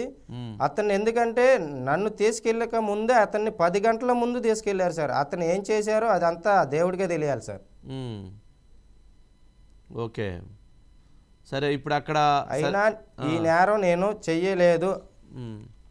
చెయ్యలేదు అని నేను బలంగా మాట్లాడుతుంటే, నీతో ఇలా కాదు మాట్లాడాల్సింది, నీతో మాట్లాడాల్సింది ఈ పద్ధతి కాదు, వేరే పద్ధతి ఉంది, వెళ్ళి బయట కూర్చోబెట్టారు సార్ నన్ను. మళ్ళీ అదే రోజు నైట్ 12 గంటలకు నన్ను వేరే రూమ్లోకి తీసుకెళ్ళి, ఇతనికి 3rd డిగ్రీ ట్రీట్మెంట్ మొదలు పెట్టండి అని బల్లకు కట్టేసి, 4 పోలీసులు 4 వైపులు నాకెళ్ళి పట్టుకొని గట్టిగా 2 కాళ్ళు పైకి లేపి అరికాళ్ళ మీద పైపులు కర్రలు పెట్టి లబ్బర్లు ఏ రకాలుగా ఉన్నాయి సార్, నా కళ్ళకు కూడా గంతలు కట్టేశారు సార్. ఇష్టాసరంగా ఒక అరగంట దాకా కొట్టి, ఒప్పుకుంటావా ఒప్పుకో అన్నారు. మీరు ఎంత కొట్టినా నేనైతే ఒప్పుకునేది కాదు, ఎందుకంటే ఇది నేను చేయలేదని బలంగా నిలబడ్డా సార్ నేను అక్కడే. ఓ అంటే బాగా కొట్టారు అయితే, కట్టేసి బల్లకి కట్టేసి కాళ్ళు పైకెత్తి మొఖం కళ్ళకు కట్టేసి పైకెత్తేసి కళ్ళకు గంతలు కట్టారు సార్, ఎవరు కొడుతున్నారు అన్నది తెలియనీయకుండా. ఓ అరగంట సేపు కొట్టి తర్వాత బయటికి తెచ్చి కూర్చోబెట్టి మర్యాద చెప్తే బాగుంటుంది, పోనీ ఎవరన్నా ఉంటే వాళ్ళ పేరు చెప్పేసి నువ్వు వెళ్ళిపో అన్నారు. నేను చెయ్యని తప్పుకి ఎవరో పేరు చెప్పాల్సిన అవసరం నాకు లేదు, ఎటువంటి తప్పు నేను చేయలేదు, మీరు ప్రూఫ్ ఉంటే చూపించండి. ఓకే. వాళ్ళ దగ్గర ఎటువంటి ప్రూఫ్ లేదు సార్, నన్ను అయినా కొట్టారు, నేను భరించాను, నేను తప్పు చేయలేదు కాబట్టి నేను అదే మాట మీద అప్పటికి లాస్ట్ రోజు దాకా అదే మాట మీద ఉన్నా సార్ నేను. అంటే అసలు ఏమనిపించింది మీకు దుర్గారావు గారు? అంటే ఆ కొడుతున్నారు అంటే ఇక అసలు ఇక ఏం జరిగిద్దో ఏం చేస్తారనేటువంటి భయం ఏమన్నా వేసిందా? అంటే మీకు ఎంతమంది పిల్లలు, మీ చిన్నపిల్లలు కూడా ఏడుస్తున్నట్టున్నారు ఆ రోజు తీసుకెళ్ళిన తర్వాత కూడా? సార్ నాకు 3 పిల్లలు సార్, 2 అమ్మాయిలు 1 బాబు సార్. ఓకే, చిన్నపిల్లలు అనుకుంటాను. అవును సార్, చిన్నపిల్లలు సార్. మరి మిమ్మల్ని మానసికంగా కూడా హింసించారంటున్నా అని మీరు చెప్పినట్టున్నారు స్టేట్మెంటు. ఏంటి మానసికంగా అంటే ఏ రకంగా హింసించారు, ఏ రకంగా బెదిరించారు? నువ్వు ఈ నేరం ఒప్పుకుంటే చాలా బాగుంటుంది, లేదా నీ పిల్లలు బయట ఉన్నారు, వాళ్ళ మొహం అన్న చూసుకో, ఒప్పేసుకొని త్వరగా బయటికి వెళ్ళిపోతావు, ఒప్పేసుకో అన్నారు సార్. ఆ మాట అక్కడ నుంచి మానసికంగా డైలీ ఏదో ఒక మాట, ఏదో ఒక దెబ్బ పడుతూ నన్ను హింసిస్తూ అలాగా కూర్చోబెడుతున్నారు. ఒక అరగంట గంటకి మళ్ళీ రూమ్లో పిలుస్తున్నారు, కూర్చోబెడుతున్నారు, 1 గంటకు రూమ్లో పిలుస్తున్నారు సార్. రూమ్లో పిలిస్తే కొడతారా? రూమ్లో పిలిచి దెబ్బకు ఒక 5 పెద్ద ఆఫీసర్లు వస్తున్నారు, ఇష్టంగా వాళ్ళ ఇష్టాచారంగా మాట్లాడుతున్నారు. చెప్పవా, ఒప్పేసుకో, ఎందుకు నువ్వు ఇలా దాచాలి, ఏ నాయకుడిని దాచాలని నువ్వు ఇలా చేస్తున్నావు, అది ఇది అని చెప్పేసి అని బాగా ప్రతి ఒక్కరు చుట్టుపక్కల తిరుగుతూ అడుగుతూ ఉన్నారు సార్ నన్ను. ఆ రోజు ఇక గురువారం మధ్యాహ్నం దాకా ఇదే కొనసాగింది సార్. ఇక ఇతను చెప్పట్లేదు అనుకున్నారో మరి బయట ఏం జరుగుతుందో నాకు తెలియదు సార్. లోనకి వెళ్ళడం వరకే నాకు బయట ఏం జరిగిందో తెలిసింది సార్. లోనకి వెళ్ళిన తర్వాత నుంచి బయట అసలు ఏం జరుగుతుంది, వర్షం వస్తుందా ఎండ వస్తుందా అన్న విషయం కూడా లేకుండా లోన నన్ను పెట్టేశారు సార్ వీళ్ళు. తర్వాత అక్కడి నుంచి గురువారం మధ్యాహ్నం సార్, గురువారం అక్కడి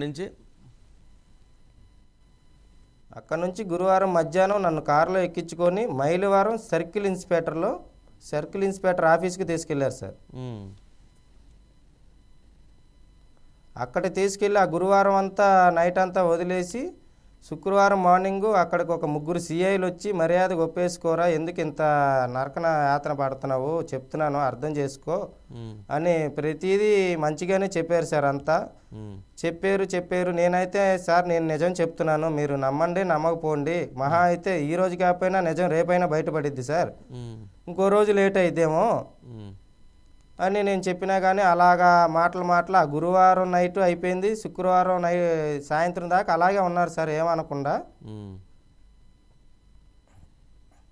శుక్రవారం నైట్ 11 గంటలు 12 గంటలకి మళ్ళీ టార్చర్ మొదలు పెట్టేశారు సార్ నాకు.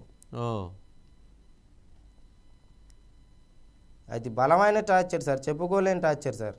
అంటే ఎట్లా, ఏ రకంగా దుర్గారావు గారు? అది ఇప్పుడు దాన్ని ఏ కేటగిరీ అంటారో అయితే మాత్రం నాకు తెలియదు సార్. 3 కానిస్టేబుల్ చేతులు కట్టేసి బట్టలన్నీ ఊడదీసేసి గోడకి ఆనిచ్చి కూర్చోబెట్టి 2 కాళ్ళు అటు ఇటు కింద సిఐలు అటు ఇటు 2 కాళ్ళు వెనక్కి చీల్చేస్తున్నారు సార్. చాలా నరకం అనిపించాయి సార్ ఆ టైంలో. నేను అంటే 2 కాళ్ళు గుడ్డలోడు తీసి 2 కాళ్ళు వెనక్కి ఇరిసి చెప్తావా చెప్పవా, చెప్తావా చెప్పవా, చెప్తావా చెప్పవా, ఇంకా దారుణంగా ఉంటుంది నీకు, ఇంకా దారుణంగా ఉంటుంది నీకు. అంటే ఉప్పు కారం పెట్టారా ఏంటి? అదేం లేదు సార్, ఆ 2 తొడల మీద వెనక్కి పట్టుకొని నొక్కుతూ నొక్కుతూ వెనక్కి చీల్చేస్తున్నారు సార్ బాడీని. బాడీని సార్. ఆ 2 కాళ్ళని వెనక్కి తిప్పుతున్నారు సార్ కూర్చోబెట్టేసి. ఇక నరకంగా అనిపించుండిద్ది. అయితే బతుకుతాను అనుకున్నావా? బతుకుతానేమో అనిపించిందా? బతుకుతానా లేదా అనిపించిందా? నేను అన్నాను సార్, ఇలా హింస పెట్టే బదులు నేను నిజాయితీగా చెప్తున్నాను, నమ్మితే నమ్మని, లేకపోతే ఒకటే దెబ్బలో చంపేయండి. అడిగారా మీరు ఆ మాట? అడిగాను సార్ నేను. అక్కడున్న సిఐలకి ఆ మాట నేను అడగడంతో అక్కడున్న సిఐలకి కళ్ళం నీళ్లు తిరిగాయి సార్.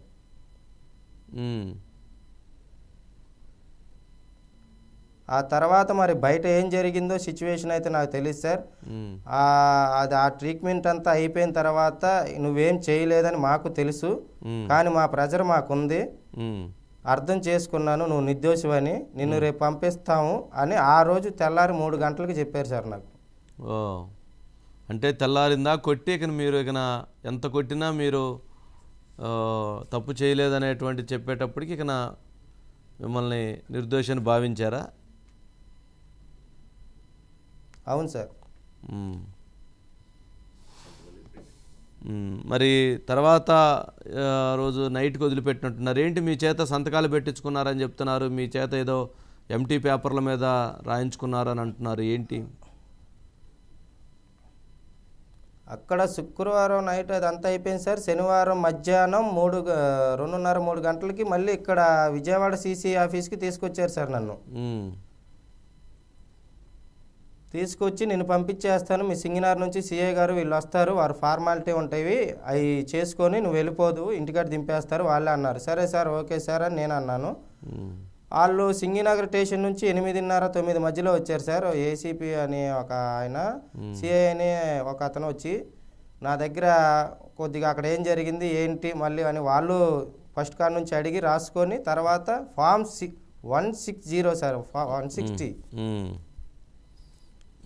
ఆ నోటీస్ మీద నన్ను సంతకాలు చేయించుకున్నారు. దేనికి సార్ ఇవన్నీ అంటే, రేపు ఫర్దర్గా ఏమన్నా ప్రాబ్లం వస్తే మీరు స్టేషన్కి వచ్చేటట్టు కోఆపరేట్ చేయాలి, అందుకని సంతకాలు చేయమంటున్నాము అంటే, సరే సార్ నేను వచ్చి కనపడతాను, మీకు ఏమైనా ఇబ్బంది, నాకైతే ఏ ఇబ్బంది లేదు అంటే వాటి మీద సంతకాలు చేయించుకున్నారు సార్. ఓకే. తర్వాత విడిగా మళ్ళీ ఎదరికెళ్ళి వెనక్కి వచ్చి ఎందుకు ఏం ఆలోచించారో నాకు తెలియదు సార్, వాళ్ళు ఏం మాట్లాడుకున్నారో. వచ్చి 7 ఎంటీ పేపర్లు ఇచ్చి వాటి మీద సంతకాలు చేయమన్నారు సార్. 7 ఎంటీ పేపర్లు? అవును సార్. దేనికి సార్ ఇదంటే, మేము కొన్ని ఫార్మాలిటీస్ ఉన్నాయి, అవి రాసుకోవాలి, అర్జెంటుగా నిన్ను తింపేద్దామని మేము హడావుల్లో వచ్చాము, నీకంటే ఎటువంటి ప్రాబ్లం రాకుండా మేము చూసుకుంటాం, ఇక నువ్వు ఈ కేసులో నీకు ఎటువంటి సంబంధం లేదు, నువ్వు నిర్దోషమని మేము భావిస్తున్నాం, నీకు ఏ భయం లేదు, నిన్ను దింపేస్తాం, వీటి మీద సంతకాలు చేయని సంతకాలు చేయించుకున్నారు సార్. ఓకే, తీసుకొని ఇంటి దగ్గర వదిలిపెట్టారు. అక్కడ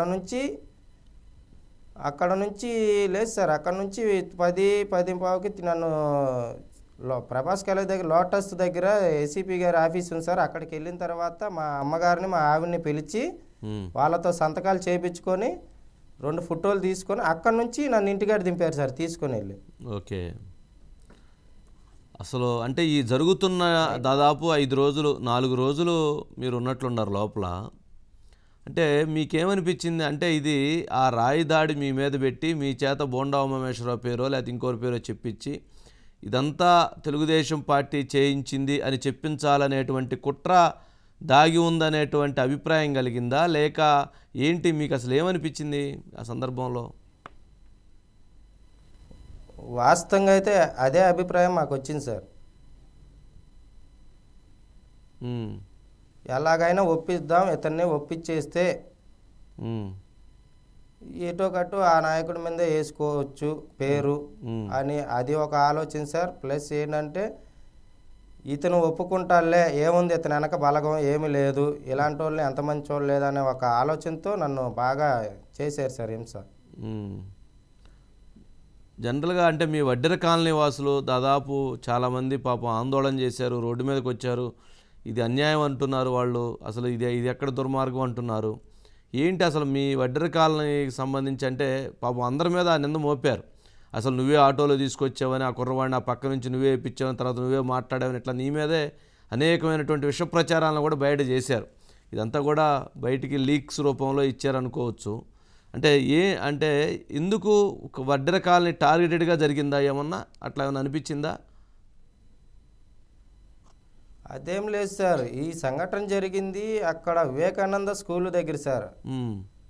సింగినగర్ గంగానమ్మ గుడి వివేకానంద స్కూల్ దగ్గర జరిగిన సంఘటన అయితే, సింగినగర్ డాబకొట్టు సెంటర్ స్టార్టింగ్లో ఈ వడ్డెర కాలనీ ఉంటుంది సార్. ఆ వడ్డెర కాలనీ అనేసరికల్లా ఇక్కడ చదువుకునే వాళ్ళు తక్కువ, 100 మందిలో చదువుకునే వాళ్ళు 10 మంది అయితే 90 మంది పనులకు వెళ్ళేవాళ్ళు సార్. వీళ్ళంతా వీళ్ళు పనులకు వెళ్ళేవాళ్ళు. వీళ్ళని బుక్ చేసేసి వీళ్ళ పేరు మీద వేసి కేసు క్లోజ్ చేసేసి, వీళ్ళ వెనక ఎవరు ఉండరు కాబట్టి, పెద్ద బలగం ఉండదు కాబట్టి వీళ్ళని బుక్ చేసి ఏదో ఒకటి చేయొచ్చులని వాళ్ళు బలంగా నాటుకొని దిగారు సార్ మా దగ్గరికి.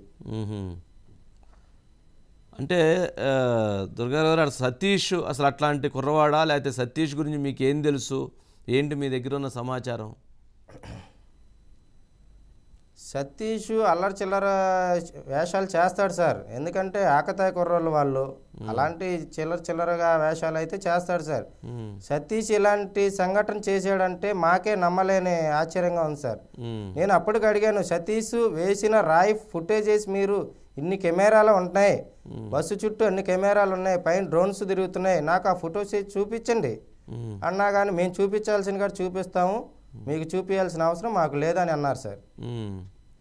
సతీష్ ఆ 2 మాటలు చెప్పేటువంటి సందర్భంలో అంటే మీకేమనిపించింది? అక్కడ మీకు ఎంతో కొంత అర్థమైంది కదా, ఎంతసేపు వచ్చాడు, అతను ఎంతమంది పట్టుకొచ్చారు, ఏంటి? సతీష్ని తెల్లవారు 4 తీసుకెళ్ళి మొత్తం ప్రిపేర్ చేయించి నేను వచ్చేదాకా వెయిట్ చేయించారు సార్ సతీష్ని. ఓకే. ఇప్పుడు నేనంటే దెబ్బలకి తట్టుకొని ఈరోజు మీ దగ్గర మాట్లాడుతున్నా సార్. నేను ఏ తప్పు చేయలేదని మీ ముందు మాట్లాడుతున్నాను. సతీష్ ఆ దెబ్బలు తట్టుకోలేక, ఈ దెబ్బలు నా వల్ల కాదు, నేను చేయనారని ఒప్పేసుకుంటే బాగుంటుంది అని ఒప్పుకోవడం జరిగిందని నేను అనుకుంటున్నా సార్.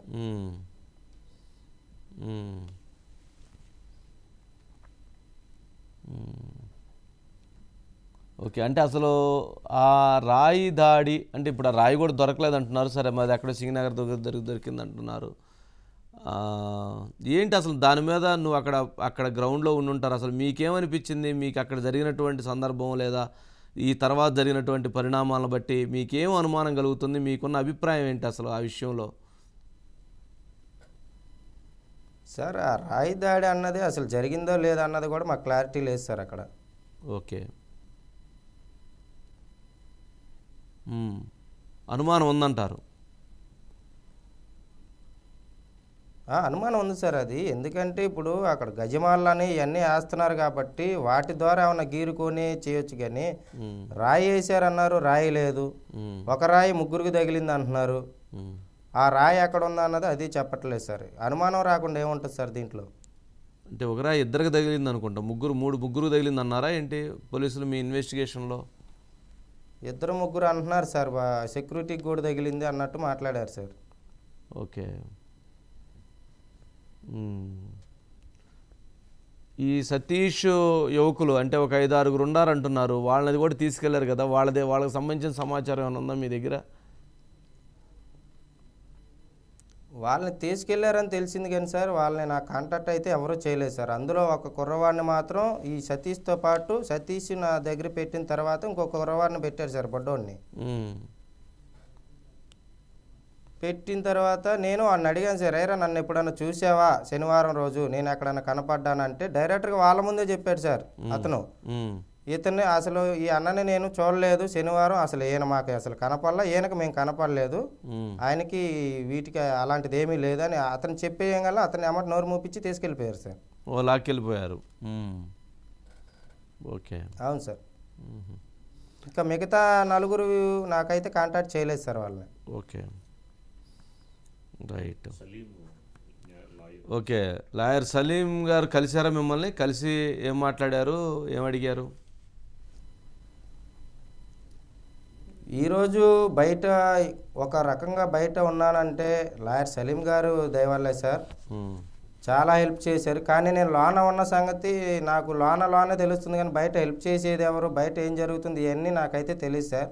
నేను బయటకు వచ్చినాక మొత్తం అన్నీ ఎంక్వైరీ చేసుకొని చూసుకుంటే పెద్ద పాత్ర వహించిన సలీం గారికి మేము ఎప్పుడూ మా వెనక ఉన్న మా వడ్రు సంఘం కానీ ఏదైనా కానీ ఆయనకి రుణపడి ఉంటాం సార్ మేమైతే. Okay, right. ఓకే దుర్గారావు గారు, లాస్ట్ అంటే ఏమైనా చెప్పదలుచుకున్నారా దీని ద్వారా, ప్రజలకు ఏమైనా చెప్పదలుచుకున్నారా, లేదా వడ్డెర కమ్యూనిటీకి ఏమైనా చెప్పదలుచుకున్నారా ఏంటి? అంటే చాలామంది జగన్మోహన్ రెడ్డి గారి మీద దాడి, అంటే ముఖ్యమంత్రి గారి మీద దాడి అని అంటే నిజంగా అది చాలా పెద్ద ఇష్యూ.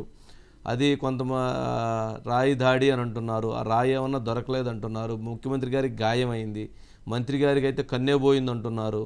మరి అసలు ఇటువంటి పెద్ద అంశంలో మిమ్మల్ని అసలు ఏటుగా మిమ్మల్ని క్రియాశీలమైన పాత్రధారిగా ఎఫ్ఐఆర్లో కూడా అవన్నీ పెట్టారు, కానీ చివరికి అది దాంట్లో మీ ప్రమేయం లేదు అని చెప్పని పోలీసులే మిమ్మల్ని పంపించేశారు. ఏంటంటే ఇంత జరిగిన తర్వాత ఈ అంశం మీద మీరు ఏమైనా ప్రజలకు చెప్పాలనుకుంటున్నారా? సార్ ముఖ్యంగా ముందు ఒకటి చెప్తాను సార్. నాకు సపోర్ట్ చేసిన మా వడ్రు సంఘానికి మొత్తానికి నా వెనక ఉండి నడిపించిన వాళ్ళకి, ప్రెస్ వాళ్ళకి, మీడియా వాళ్ళకి అందరికీ నేను ముఖ్యంగా వాళ్ళందరికైతే ఈరోజు నేను బయట ఉన్నానంటే వాళ్ళందరికీ రుణపడి ఉంటాను సార్. నేను మా వడ్రు సంఘానికి కానీ, ఈ ప్రెస్ వాళ్ళకి కానీ, మీడియా వాళ్ళకి. తర్వాత వచ్చేసి ఈరోజు ప్రజలన్నా తెలుసుకుంటే చాలా బాగుంటుంది. ఇది ఎలా జరుగుతుంది, ఇవాళ నన్నే చేశారు, నా ఏరియాలో జరిగింది కాబట్టి నన్ను చేశారు, రేపు ఇంకో ఏరియాలో ఏదైనా ఇన్సిడెంట్ జరిగితే అక్కడ వాళ్ళకు కూడా జరిగింది సార్. ఇది అంటే అసలు బీసీలో పుట్టడమే మా ఇది అన్నట్టు చూపించారు సార్. అంటే బీసీలు కాబట్టే, వడ్డర్లు కాబట్టే, చదువుకున్న వాళ్ళు కాబట్టే మీ మీద ఈ రకమైనటువంటి ఇది జరిగిందంట. చివరికి సతీష్కి కూడా సంబంధం ఉండకపోవచ్చు అనేటువంటి అనుమానం కూడా మీరు వ్యక్తం చేస్తున్నారు. అవును సార్. ఓకే, రైట్ దుర్గారావు గారు, రైట్ అండి, థ్యాంక్ యూ. మీరు అంటే మొత్తానికి న్యాయం గెలవాలి అనేటువంటి ఉద్దేశంతో మీరు ఎంత విచక్షణగా మీ మీద పోలీసులు దాడి చేసినా కూడా మీరు పోలీసులు దెబ్బలు తట్టుకొని నిలబడి తప్పు చేయలేదని నిలబడబట్టే మీరు ఈరోజు బయట ఉన్నారు. నిజంగా తప్పు వాళ్ళ పోలీసుల దెబ్బలకు గనక, జనరల్గా ఎవరైనా పోలీసుల దెబ్బలకి ఎవరైనా సరెండర్ అయిపోతారు. సరే ఎందుకు వచ్చింది, ఏదో ఒకటి చెప్పేస్తే ముందు బయటపడతాం ప్రాణాలతోటి అనేటువంటి దాంతో చాలామంది ఆలోచించి తప్పులను ఒప్పుకుంటారు, తప్పులు చేయకపోయినా ఒప్పుకునేటువంటి పరిస్థితులు ఉంటాయి. మరి అలాంటిది ఇప్పుడు మీరు అలా నిలబడి ధైర్యంగా మీరు ఈరోజు బయట ఉన్నారంటే మీరు మీ నిజాయితీ, మీ ధైర్యమే ప్రధాన కారణం. సరే మొత్తానికి దుర్గారావు గారు ఇంకా ఓకే అండి, ఇంకేమైనా చెప్తారా? ఇంకేమైనా ఉన్నాయా ఇందుట్లో మీరు చెప్పాలనుకున్నటువంటి, సమాజానికి తెలియాలనుకుంటున్నాయి, ప్రజలకు తెలియాలనుకుంటున్నాయి, ఇంకేమైనా ఉన్నాయా? లోపల జరిగినటువంటి అంశాలు, పోలీసులు మాట్లాడినటువంటి అంశాలు, వాళ్ళు రెచ్చగొట్టినటువంటి అంశాలు, లేక ఇంకేమైనా జరిగినటువంటి అంశాలు? ఒకటి సార్, దీనికి ఏంటంటే నాకు ఉన్న డౌట్ అయితే ఈ తెల్ల పేపర్ల మీద సంతకాలు పెట్టించుకొని ఫర్దర్గా నన్ను ఏమన్నా మళ్ళీ ఇందులోకి లాగుతారేమో ఒక భయం మాత్రం ఉంది సార్ నాకు. ఓకే, రైట్, అదైతే అనుమానం ఉంది. వాళ్ళు చెప్పటానికైతే ముందు ఒకటి చెప్తున్నారు, చేసేది వెనక ఇంకోటి చేస్తున్నారు సార్. నేను పంపించేస్తామని గురువారం చెప్పి అదే మాట మీద శనివారం నైట్ పంపించారు సార్ నన్ను. అంటే పైకి పోలీసులు ఏదైనా కానీ నాకు ఇబ్బంది ఉంటుందని భయం వేస్తుంది సార్. అంటే పోలీసులు పైకి మాట్లాడేటప్పుడు చాలా చక్కగా, చాలా ప్రేమగా, చాలా ఆప్యాయతగా ఉన్నట్లుగా ఉంటారు, వేరే వాళ్ళు వచ్చి కొట్టేవాళ్ళు కొడతా ఉంటారు. దాదాపు 3 సార్లు కొట్టినట్టున్నారు.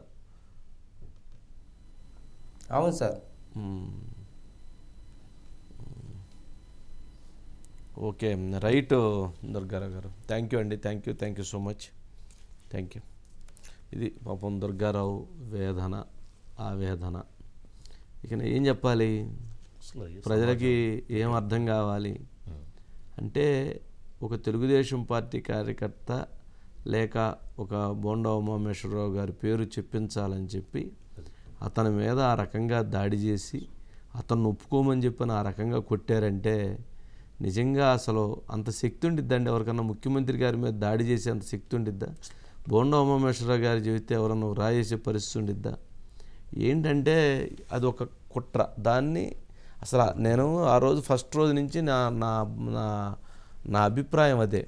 ఆ దండ వేసేటప్పుడు ఆ దండ ఉక్కు తగిలింది అని చెబుతుంటే ఎనరు. ఆ ఉక్కు తగిలినప్పుడు ముఖ్యమంత్రి గారు ఎట్లా పెట్టుకొని తర్వాత కిందకెళ్ళి తర్వాత ఇది చేసుకున్నారు. ఆ దండ తీసే టైంలో ఎవరు రాయేశారని చెప్పారు. మళ్ళీ ఇంకొక ఆఫీసర్ అన్నారు. సరే ఏదన్నా కానీ ఇన్వెస్టిగేషన్ ముఖ్యమంత్రి గారి మీద సరే ఏదన్నా ఆగతాయిగా లేకపోతే ఇంకోరు ఎవరన్నా ఆ పిల్లవాడు వేస్తుంటే తప్పే, 100% తప్పే. ముఖ్యమంత్రి గారి మీద రాయేయటం అనేది తప్పే. దాన్ని ఎవరు కూడా క్షమించరు, అది ఎవరు తప్పు చెబుతారు. కానీ ఆ రాయి విషయాన్ని చివరికి ఎలా తీసుకెళ్లారు? బయట నుంచి మిషన్స్ తెచ్చారు, బయట నుంచి ఎయిర్ గన్నులు తెచ్చి కాల్చారని చెప్పారు, చంపాలని కుట్ర చేశారన్నారు, చంద్రబాబు నాయుడు గారి పథక రచన చేశారన్నారు, లోకేష్ ఇది మొత్తం ఆర్గనైజ్ చేశారన్నారు, బోండా ఉమామేశ్వర చేయించన్నారు, వాళ్ళందరూ టీమ్గా ఫామ్ అయ్యి ఇదంతా ఆర్గనైజ్ చేశారని చెప్పారు. ఏంటి ఇదంతా? దీన్ని ఏ రకంగా అనుమతించాలి, ఏ రకంగా అర్థం చేసుకోవాలి?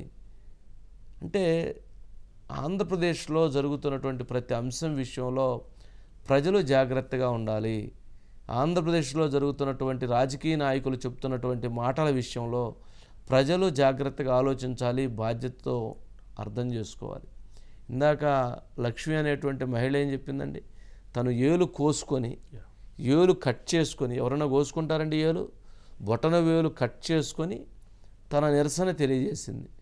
గంజాయి వలన పిల్లలు 18 సంవత్సరాల లోపు ఉన్నటువంటి పిల్లలు, 8-9 తరగతి చదువుతున్నటువంటి ఆడపిల్లలు, మగపిల్లలు గంజాయికి అలవాటు పడి ఆడపిల్లలను శారీరకంగా హింసిస్తూ అనేక రకాలైనటువంటి ఇబ్బందులకు గురి చేస్తున్నారని ఆ మహిళ చెప్తున్నటువంటి మాటలు విన్న తర్వాత అయినా కూడా ఇంకా ప్రజల్లో చైతన్యం కలగకపోతే, ప్రజల్లో అర్థం చేసుకోకపోతే, ఇంకా కూడా రాజకీయంగా కులాల మతాల ఆధారంగా ఆలోచిస్తామంటే నాశనం అయిపోతుంది పేదల కుటుంబాలు, నాశనం అయిపోతుంది పేద మధ్యతరగతి కుటుంబాలు, వాళ్ళ జీవితాలు, వాళ్ళ పిల్లల భవిష్యత్తు నాశనం అయిపోతుంది. అది అర్థం చేసుకోవాలి. రాష్ట్రమే చాలా ఎఫెక్ట్ అవబోతుంది. ఇందాక తనేం చెప్తున్నారు, బడ్డెర సంఘానికి చెందినటువంటి దుర్గారావు ఏం చెప్తున్నాడు? తనని కొట్టి ఒప్పించాలనుకున్నారు. వాడు మేము చదువుకోలేదు కాబట్టి, మేము బీసీలం కాబట్టి మా మీద ఈ రకమైనటువంటి దాడికి పూనుకున్నారని చెప్తున్నారు. మరి ఓ పక్కనేమో నా ఎస్సీ నా బీసీ అంటారండి, కానీ వెనకాల మాత్రం వీళ్ళ వెనకాల సపోర్ట్ లేదు. ఎవరండి కోడికత్తి శ్రీనివాస్? ఎవరండి? ఎస్సీ కాదండి.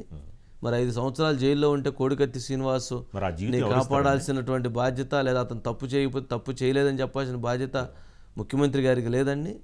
ఒక పౌరుడు ఇబ్బంది పడుతూ ఉంటే పౌరుడి విషయంలో చెప్పాలి కదా, మరి చెప్పలేదు కదా. మరి దాన్ని ఏమనాలి, ఏ రకంగా చూడాలి? మరి ఆ నష్టపోయిన 5 సంవత్సరాల జీవితాన్ని ఎవరిస్తారండి? ఎవరిస్తారు? అదే అలా ఉంది సార్ పరిస్థితి రాష్ట్రం. ఓకే, దాదాపు ఈ సురేష్ గారు రెడీగా ఉన్నారా? ఎవరున్నారు? సురేష్ గారు లేరు ఇంకా. మనం ఏ టాపిక్? ఓకే, సురేష్ గారిని తీసుకోండి. యా, దీని మీద ఇంకోటి వచ్చింది. ఎప్పుడైతే ఇతను సలీం అన్న ఆయన రావడం, దీని మీద అసలు ఎవరెవరు ఉన్నారు? పాప మా సలీం అన్న అతనే కోడికత్తి శ్రీనివాస్కి సుదీర్ఘంగా పోరాటం చేసి ఎక్కడో ఒకరు ఈ చెడు మీద పోరాటం చేసేటువంటి వ్యక్తులు ఎక్కడో ఒకరు ఉంటారండి. పాపం అలాగే సలీం కూడా ఎవరైతే బాధితుల పక్షాన్ని నిలబడి పాపం న్యాయవాదిగా ఉండి న్యాయం కోసం పోరాడుతున్నాడు. అదే ఆయన ఏదన్నా ఇంకా పెద్ద కేసు వచ్చేది, పెద్ద ఫీజులు వచ్చేది చేసుకోవచ్చు. కానీ పాపం సామాన్యుల పక్షాన నిలబడి తన వంతుగా తాను పోరాటం చేస్తున్నాడు. పవన్ కళ్యాణ్ గారి సినిమా ఏంటది? వకీల్ సాబ్. ఇప్పుడు ప్రస్తుతం ఆంధ్రప్రదేశ్ వకీల్ సాబ్ సలీం గారే అని చెప్పవచ్చు. ఎందుకంటే తను చేసినటువంటి 2 పోరాటాలు కూడా చాలా 2 కేసులు కూడా చాలా ముఖ్యమైనటువంటి కేసులు. లేకపోతే ఈరోజు ఇంకో 2 రోజులు కొడితే ఇతను కూడా ఒప్పుకునే పరిస్థితి క్రియేట్ చేసేవాళ్ళేమో. చెయ్యని తప్పుని ఒప్పించేటువంటి పరిస్థితి జరిగేది. పోలీసులు ఆ రకంగా కొట్టడం ఏంటండి, గుడ్డలోడు తీయటం ఏంటి? వాళ్ళ మీద ఒత్తిడి ఉందని అంటున్నారు కదండి. ఒత్తిడి ఉంటే పోయి వాళ్ళని కొట్టమనండి, ఆ ఒత్తిడి చెప్పిన వాళ్ళని పోయి కొట్టమనండి.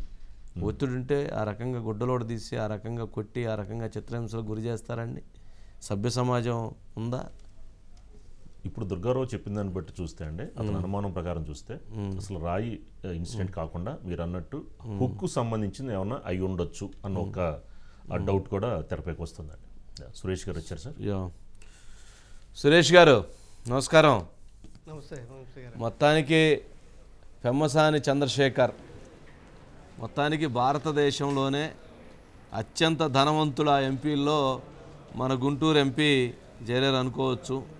గుంటూరు ఎంపీ మొత్తానికి 5,400 కోట్లు తాను పెమ్మసాని చరాస్తులు 4,605 కోట్లు చరాస్తులు, తన పేరుపై 2,316 కోట్లు, శ్రీరత్న కోనేరు వాళ్ళ ఆవిడపై 2,289 కోట్లు పన్ను చెల్లింపులు అమెరికాలో చూపి ఆయన పెట్టుబడి మొత్తం డాలర్లోనే మైక్రోసాఫ్ట్, కోకోకోలాతో పాటు 101 కంపెనీల్లో డాలర్ రూపంలో పెట్టుబడి పెట్టారని కూడా చెప్పినట్లున్నారు. ఏంటి సురేష్ గారు, మొత్తానికి ఇద్దరు పిల్లలుంటే ఇద్దరు పిల్లల పేరు మీద కూడా 496 కోట్లు ఒక్కొక్కరు చొప్పున 992 కోట్లు పిల్లల పేరు మీద కూడా ఉన్నాయట. మొత్తానికి అయితే ఆయన మొన్న ఒక మాట చెప్పారు, ఆయన ఎవరో మీరు అక్రమంగా సంపాదించారు పెమ్మసాని చంద్రశేఖర్ గారు అని చెప్పని ఏదో విమర్శలు చేశారు. నేను ఎంబీబీఎస్ చదువుకొని ఎండీ చదువుకొని నేను ఉన్నతంగా కష్టపడి అమెరికా వెళ్ళి నేను కష్టపడుతూ నేను 10 మందికి చదువు చెప్తూ ఉపాధి కల్పిస్తూ కొన్ని వందల మందికి వాళ్ళకి విద్య నేర్పుతూ నేను 10 రూపాయలు సంపాదించుకొని కష్టపడ్డాను. నేను కష్టపడి సంపాదించుకున్నటువంటి నా తెలివితేటలతో సంపాదించుకున్నటువంటి సొమ్ము దీని ద్వారా అక్కడ ఉన్నటువంటి ప్రభుత్వానికి ఇక్కడ ఉన్నటువంటి ప్రభుత్వాలకి పన్నుల రూపంలో కట్టి నేను ఇదంతా ముందుకు తీసుకెళ్తున్నాను.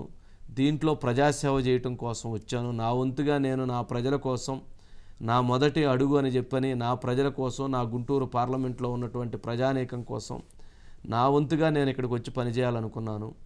కానీ ఇక్కడ చూస్తే ఇక్కడ ఎవరైతే నా మీద విమర్శలు చేశారో వాళ్ళందరూ అంటే జగన్మోహన్ రెడ్డి గారి మీద వారందరూ కూడా ఇక్కడ ఉన్నటువంటి మైనింగ్ని ఆంధ్రప్రదేశ్లో ఉన్నటువంటి సంపద ఇసుక, మైనింగ్, మద్యం, గ్రానైట్ ఇలా ప్రజా సంపదని దోచుకొని వాళ్ళు వేల కోట్ల రూపాయలు సంపాదించారు. వాళ్ళు పన్నులు ఎగ్గొట్టారు. వాళ్ళు ప్రజల సొమ్ముని దోపిడీ చేశారని ఆయన తనదైనటువంటి స్టైల్లో 2-3 రోజుల క్రితమే తాను గుంటూరు కారం సినిమా చూపించాడు. మొత్తానికి ప్రస్తుతం గుంటూరు కారం అంటే పెమ్మసాని చంద్రశేఖరు ప్రస్తుతం ఉన్నటువంటి ఎంపీలు ఎక్కువగా ట్రోల్ అవుతున్నటువంటి ఎంపీ. ప్రస్తుతం ఆయన చుట్టూతా గుంటూరు జనరల్గా గుంటూరు ఎప్పుడూ సెంట్రిక్గా ఉండిద్ది, బట్ ఇప్పుడు ఆయన చుట్టూతా కొంత రాజకీయంగా కూడా హాట్గా నడుస్తున్నటువంటి పరిస్థితి ఉంది. అట్లాగే జగన్మోహన్ రెడ్డి గారు కూడా అఫిడవిట్ చూపించారు. మరి ఆయన అఫిడవిట్లో ఆయన ఏం పొందుపరిచారో మరి అవి కూడా చూడాలి. సురేష్ గారు ఏంటి పెమ్మసాని గారి గురించి చెప్పండి, ఏంటి ఆయన ఏమేమి పొందుపరిచారు, ఏం చేసుకోవాలి ఇప్పుడు ఇంత ఆస్తులు ఏంటియో చూస్తే చాలా ఉన్నాయండి. జేపీ మోర్గో చేజ్ బ్యాంక్ అమెరికాలో తను భార్య పేరు మీద ఇదొకటి మొత్తం 4 కార్లు, ఇందులో Mercedes Benz 2, Rolls Royce ghost 1, Toyota Fortuner మరొకటి, పలు చోట్ల స్థలాలు, ఇళ్ళు అమెరికాలో టెక్సాస్లో. ఏంటి సురేష్ గారు చెప్పండి, ఒకసారి లిస్ట్ చదవండి. వంశీ గారు అంటే ఇవన్నీ కూడా మీరు చెప్పినట్టుగా ఆయన చెప్పిన దాంట్లో వాస్తవం ఏంటంటే అమెరికాలో మీకు తెలుసు ట్యాక్స్ సిస్టమ్ ఎంత పకడ్బందీగా ఉంటుందో. అమెరికా ట్యాక్స్ సిస్టమ్ని అక్కడ చూపించి అక్కడ పేమెంట్స్ తన పేరు మీద భార్య పేరు మీద చెప్పి టెక్సాస్లో ఒక ఇల్లు కూడా ఉంది. ఆ ఇల్లు కూడా డాలర్లో కొనుగోలు చేసినట్టు చూపించారు. అయితే మనకి డాలర్కి రూపాయికి 78.59 అంటే 78.5 రూపాయల లెక్క వేసి ఇదంతా ఈ వాల్యూ లెక్క కట్టారు వంశీ గారు. ఆయన 101 కంపెనీలు మీరు చెప్పినట్టుగా మైక్రోసాఫ్ట్తో పాటు కోకాకోలాతో పాటు మొత్తం మీద 28,93,00,000 అంటే దాదాపు 29 కోట్ల డాలర్ల వాల్యూగా ఆయన వివిధ కంపెనీల్లో అంటే ఒక కంపెనీలో 63,900 ఒక కంపెనీ డాలర్ పెట్టుబడి అంటే డాలర్ రూపంలో కోట్లలుగా అట్లా మొత్తం మీద పెట్టుబడి పెట్టి చరాస్తులు మొత్తం మీద కూడా ఆయన పేరు మీద 2,316 కోట్లు. సో అదేవిధంగా భార్య గారి పేరు మీద శ్రీరత్న కోనేరు వాస్తవంగా బుర్రిపాలెం అంట వంశీ గారు బుర్రిపాలెం అంట చూపించారు. ఆ పేరు మీద 2,289 కోట్ల రూపాయలు చూపించారు.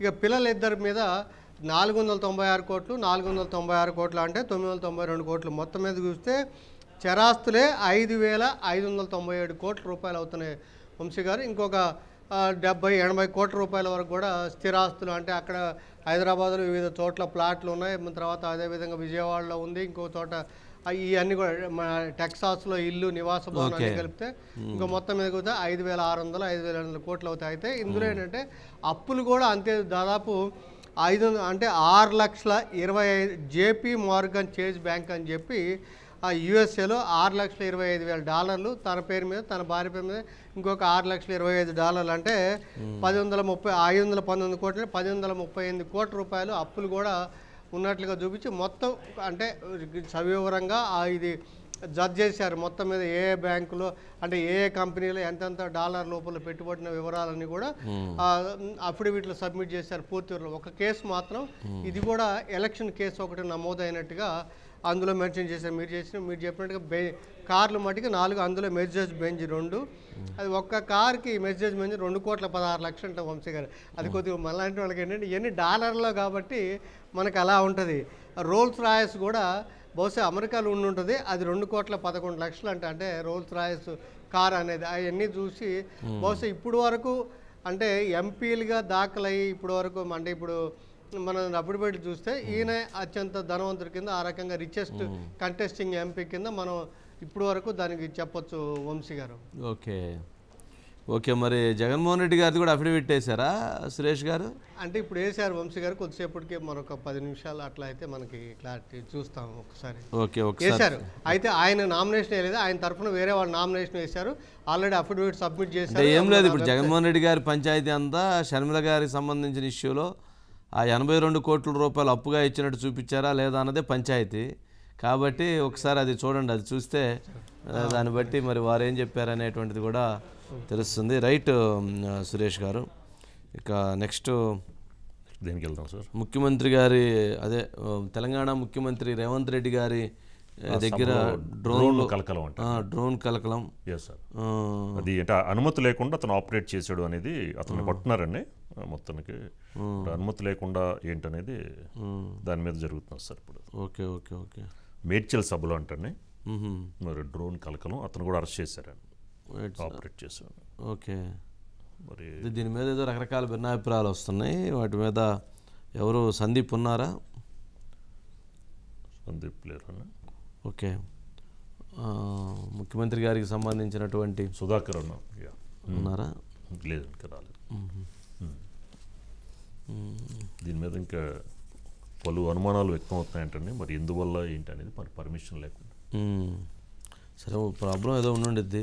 సరే, దాని మీద కూడా మళ్ళీ తెలుసుకునే ప్రయత్నం చేద్దాం. ఇక నెక్స్ట్ కారు కోసం బస్సు ఎక్కిన కేసీఆర్ ఇంతకీ యాత్ర పూర్తి చేస్తారా ఏంటి? మరి కేసీఆర్ గారి పర్యటన 2 రోజులు వాయిదా పడిందట. మరలా బస్సు బయలుదేరుతుంది, రంగంలో దిగుతున్నారని చెప్పని అన్నారు. కానీ సుధాకర్ని తీసుకోండి, బస్సు బయలుదేరుతుందన్నారు, నడుస్తుందన్నారు. మరి మళ్ళీ ఆయనకి అనారోగ్య కారణంతో మరలా యాత్ర పోస్ట్పోన్ అంటున్నారు. రేపు నుంచి కేసీఆర్ గారు రంగంలో దిగుతారు, మొత్తం మారిపోబోతుందని చెప్పని పాపం కొంత ఆశ భావం వ్యక్తం చేశారు పార్టీ శ్రేణులు.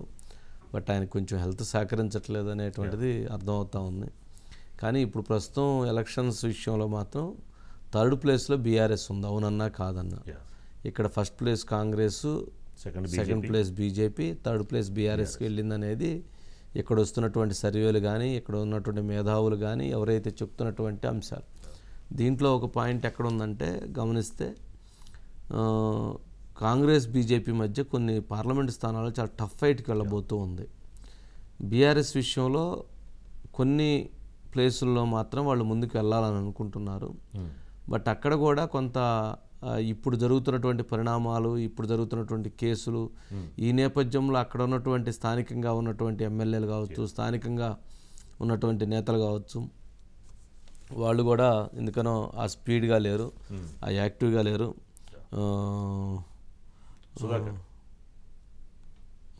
Sudhakar, good evening Sudhakar. ఏంటి మొత్తానికి ఏంటి కేసీఆర్ గారి పర్యటన వాయిదా పడింది, ఆయన రంగంలో దిగుతున్నారు, ఇంకా మొత్తము యుద్ధమే అనుకున్నారు, కానీ ఎందుకు మళ్ళీ యుద్ధానికి బ్రేక్ పడింది, కారణం ఏంటి? సార్, మాజీ ముఖ్యమంత్రి బీఆర్ఎస్ అధినేత కేసీఆర్ పార్లమెంట్ ఎన్నికల సందర్భంగా ఆయన 17 నియోజకవర్గాలు బస్ యాత్ర చేయాలని ప్రారంభించారు. బస్ యాత్రలో భాగంగా ఆయన మళ్ళీ పొలంబాట, అదేవిధంగా కార్నర్ మీటింగ్లు ఇవన్నీ ఏర్పాటు చేసుకోవాలి. అదేవిధంగా ఇప్పుడైతే హైదరాబాద్ నుంచి ఆయన బయలుదేరుతారో మళ్ళీ 10వ తేదీన తిరిగి హైదరాబాద్ రావాలి. అప్పటి వరకు కూడా పూర్తిగా తెలంగాణ రాష్ట్రంలోని కార్యక్షేత్రంలో ఉండాలనేది ఆయన షెడ్యూల్. సార్, ఇది వాస్తవంగా రేపటి నుండి అది ఉండేది కదా సార్, కానీ దాన్ని మళ్ళీ వాయిదా వేసి మరుసటి రోజు నుంచి ప్రారంభిస్తున్నారు. 10వ తేదీ వరకు ఇది ఉంటుంది సార్. ఈ బస్ యాత్రకు సంబంధించి గతంలో కేసీఆర్ ఎప్పుడు కూడా ఈ బస్ యాత్రలకు అదేవిధంగా చిన్న చిన్న మీటింగ్లకు ప్రియారిటీ అయిపోయేది. ఎక్కడ నిర్వహించినా భారీ బహిరంగ సభలు, కనీ విని ఎరగని రీతిలో బహిరంగ సభలు కేసీఆర్ నిర్వహించేది. కేసీఆర్ సభలను చూసిన తర్వాత ఇతర రాష్ట్రాల్లో ముఖ్యమంత్రులు అదేవిధంగా ప్రతిపక్ష పార్టీలకు సంబంధించిన ముఖ్య నేతలు అలాంటి సభలు నిర్వహించేది. అంటే భారీ బహిరంగ సభలు నిర్వహించడంలో బీఆర్ఎస్ పార్టీ దిట్ట. గతంలో వీరికి జాతీయ స్థాయి అంతర్జాతీయ స్థాయిలో కూడా భారీ బహిరంగ సభకు సంబంధించి ఒక అవార్డు కూడా వచ్చింది సార్ వీళ్ళకి. కానీ ఇలాంటి సభలు నిర్వహిస్తూ పోతున్నారు కాబట్టి కేసీఆర్ అయితే కార్యక్షేత్రంలో దిగుతున్నారు. ఈసారి భారీ బహిరంగ సభలు నిర్వహించడానికి కారణం ఏంటి అనేది ఒకటి ఉంది. అదేవిధంగా ప్రస్తుతం పార్లమెంట్ ఎన్నికలకు సంబంధించి బీఆర్ఎస్ పార్టీ పరిస్థితి, అదేవిధంగా బీఆర్ఎస్ ఎలా ఉంటుందనేది చూడాల్సి ఉంటుంది సార్. ఓకే, ఏంటి మరి రేవంత్ రెడ్డి గారు నల్గొండలో చేసినటువంటి వ్యాఖ్యలో ఏది మొత్తానికి రేవంత్ రెడ్డి గారే స్వయంగా ముఖ్యమంత్రిగా నా తర్వాత కాగలిగిన వ్యక్తి ఎవరైనా ఉన్నారు అంటే కోమటిరెడ్డి వెంకటరెడ్డి గారే అని చెప్పారు. కోమటిరెడ్డి వెంకటరెడ్డి గారు ఏమన్నా కొద్ది రోజుల క్రితం 2-3 సార్లు 10 సంవత్సరాలు ముఖ్యమంత్రిగా రేవంత్ రెడ్డి గారు ఉండబోతున్నారని ఆయన చెప్తూ ఉన్నారు. ఒకరినొకరు బాగా ప్రేమించుకుంటున్నట్లున్నారు. ఎన్నికల ముందేమన్నా ఇద్దరు ఒకరొకరిని బాగా ద్వేషించుకున్నారు, కానీ ఎన్నికలు అయిపోయిన తర్వాత ఇప్పుడు ముఖ్యమంత్రిగా అయిన తర్వాత మాత్రం బాగా ప్రేమించుకుంటున్నారు. ప్రేమ కూడా ఎక్కువ ముద్దొస్తున్నట్లుంది. ఏంటి సుధాకర్? ఇది రాజకీయ చాణక్యతగా చూడాల్సి ఉంటుంది సార్. ఎందుకంటే భువనగిరి పార్లమెంటు స్థానాన్ని రేవంత్ రెడ్డి చాలా ప్రతిష్టాత్మకంగా తీసుకుంటున్నారు. ఎందుకంటే చామల కిరణ్ కుమార్ రెడ్డి అనే వ్యక్తి రేవంత్ రెడ్డికి అత్యంత సన్నిహితుడు, స్నేహితుడు. ఇక్కడ ఎలాగైనా గెలవాలి. భారతీయ జనతా పార్టీ నుంచి బూర నరసయ్య గౌడ్ మాజీ ఎంపీగా ఉన్నారు. భువనగిరిలో గతంలో ఆయన గెలిచారు, మాజీ ఎంపీగా ఉన్నారు. అక్కడ ఆయన సౌమ్యునిగా, వివాద రైతునిగా బూర నరసయ్య గౌడ్కు పేరుంది. ఇది ఎలాగైనా గెలుచుకోవాలంటే భువనగిరి పార్లమెంట్ స్థానం గెలవాలంటే ఖచ్చితంగా కోమటిరెడ్డి బ్రదర్స్ అండ ఉంటేనే గెలుస్తారు. కోమటిరెడ్డి బ్రదర్స్ అనేవారు పూర్తిగా సహకరిస్తేనే గెలుస్తారు. వారిలో ఏ రకమైన కల్మషం ఉండకూడదంటే మొదటగా రేవంత్ రెడ్డి చేసిన స్టెప్ కోమటిరెడ్డి రాజగోపాల్ రెడ్డి ఇంటికి వెళ్ళారు. హైదరాబాద్లో ఇంటికి వెళ్ళి అక్కడ భువనగిరి పార్లమెంటుకు సంబంధించిన నాయకులందరితో, అక్కడ ఉన్న ఎమ్మెల్యేలు, అదేవిధంగా నియోజకవర్గ ఇన్ఛార్జీలు, మాజీ ఎమ్మెల్యేలు, ముఖ్యమైన నాయకులతో అందరితో సమావేశమయ్యారు. వారికి దిశానిర్దేశం చేశారు. భువనగిరి పార్లమెంటు కాంగ్రెస్ పార్టీ నియోజకవర్గ ఇన్ఛార్జిగా కోమటిరెడ్డి రాజగోపాల్ రెడ్డిని నియమించారు. కోమటిరెడ్డి రాజగోపాల్ రెడ్డి భువనగిరి పార్లమెంట్ గెలిపిస్తే మంత్రి పదవి ఇస్తానంటూ కూడా అక్కడ హామీ ఇచ్చి వచ్చారు సార్. నెక్స్ట్ కోమటిరెడ్డి వెంకటరెడ్డి ఉన్నారు. కోమటిరెడ్డి వెంకటరెడ్డి సహకారం కూడా తప్పకుండా అక్కడ అవసరం. కాబట్టి ఏం చెప్పారు, నాతో పాటు ముఖ్యమంత్రి అయ్యే అర్హత కోమటిరెడ్డి వెంకటరెడ్డికి మాత్రమే ఉంది. కోమటిరెడ్డి వెంకటరెడ్డి అన్ని రకాల అర్హుడు. తెలంగాణ ఉద్యమంలో మంత్రి పదవికి రాజీనామా చేశారు. తెలంగాణ వచ్చే వరకు మంత్రి పదవి తీసుకొని అన్నారు. దానికి కట్టుబడి ఉన్నారు కాబట్టి అర్హుడు అంటూ చెప్పారు. గతంలో ఇద్దరి మధ్య నెలకొన్న రాజకీయ వైరాన్ని మనం చూసాం సార్. కోమటిరెడ్డి వెంకటరెడ్డి వ్యాఖ్యలు చేశారు. రేవంత్ రెడ్డికి పీసీసీ అధ్యక్ష పదవి ఇచ్చినప్పుడు పదవిని కొనుక్కున్నారు, లేకుంటే ఈ పదవి అతనికి ఎలా ఇస్తారు, అనేకేళ్లుగా కాంగ్రెస్ పార్టీలో ఉంటాం, ಇಲ್ಲಿ రాజకీయ వైరం కొనసాగినప్పుడు కూడా రేవంత్ రెడ్డి చాలా రాజకీయంగా, చాలా వ్యూహాత్మకంగా, అదేవిధంగా చాలా తెలివిగా అడుగులు వేస్తున్నారు. అడుగులో భాగంగా చూడాల్సి ఉంటుంది sir. Okay, right Sudhakar, right, thank you. Next ఆస్తులు ఇవ్వమంటే జగన్మోహన్ రెడ్డి గారి ఆస్తులు. షర్మిల బయట ఉండాలి. షర్మిల ఒక మాట మాట్లాడిందట, ఆ ఆస్తులు, చెల్లికి ఆస్తులు పంచాల్సినటువంటి అన్న ఆస్తులు పంచకుండా ఏదో తూతూ మంత్రంగా ఏదో ఇచ్చామని చెప్పుకున్నట్లుగా ఇది ఎట్లా కరెక్ట్ అవుతుందని కూడా. అంటే 82 కోట్ల రూపాయలు అప్పు చూపించారు జగన్మోహన్ రెడ్డి గారు ఇచ్చినట్లుగా. అయితే ఇప్పుడు అందుతున్నటువంటి సమాచారం ప్రకారంగా ముఖ్యమంత్రి గారి అఫిడవిట్లో అప్పు షర్మిలాకి ఇచ్చినట్లుగా లేదట. మరి ఏదైతే జగన్మోహన్ రెడ్డి గారు షర్మిలాకి ఇవ్వాల్సిన వాటా మొత్తాన్ని, అంటే సండూర్ పవర్ కావచ్చు, భారతీయ సిమెంట్స్ కావచ్చు, ఇందిరా టెలివిజన్స్ కావచ్చు, ఈ గ్రూప్స్లో ఇవ్వాల్సినటువంటి డబ్బులు మొత్తానికి, వాటా మొత్తానికి కలిపి ఆ 82 కోట్లు ఇచ్చినట్టుగా ఆయన చూపించుకుంటున్నారా చూడాలి, లేక ఇక్కడ షర్మిల అన్నట్లుగా నాకేదో 1 పైసానో 2 పైసలో నా వాటా కింద పడేసి ఇవన్నీ ఎగ్గొట్టాలని చూస్తున్నారని చెప్పి ఇండైరెక్ట్గా మాట్లాడారులేండి.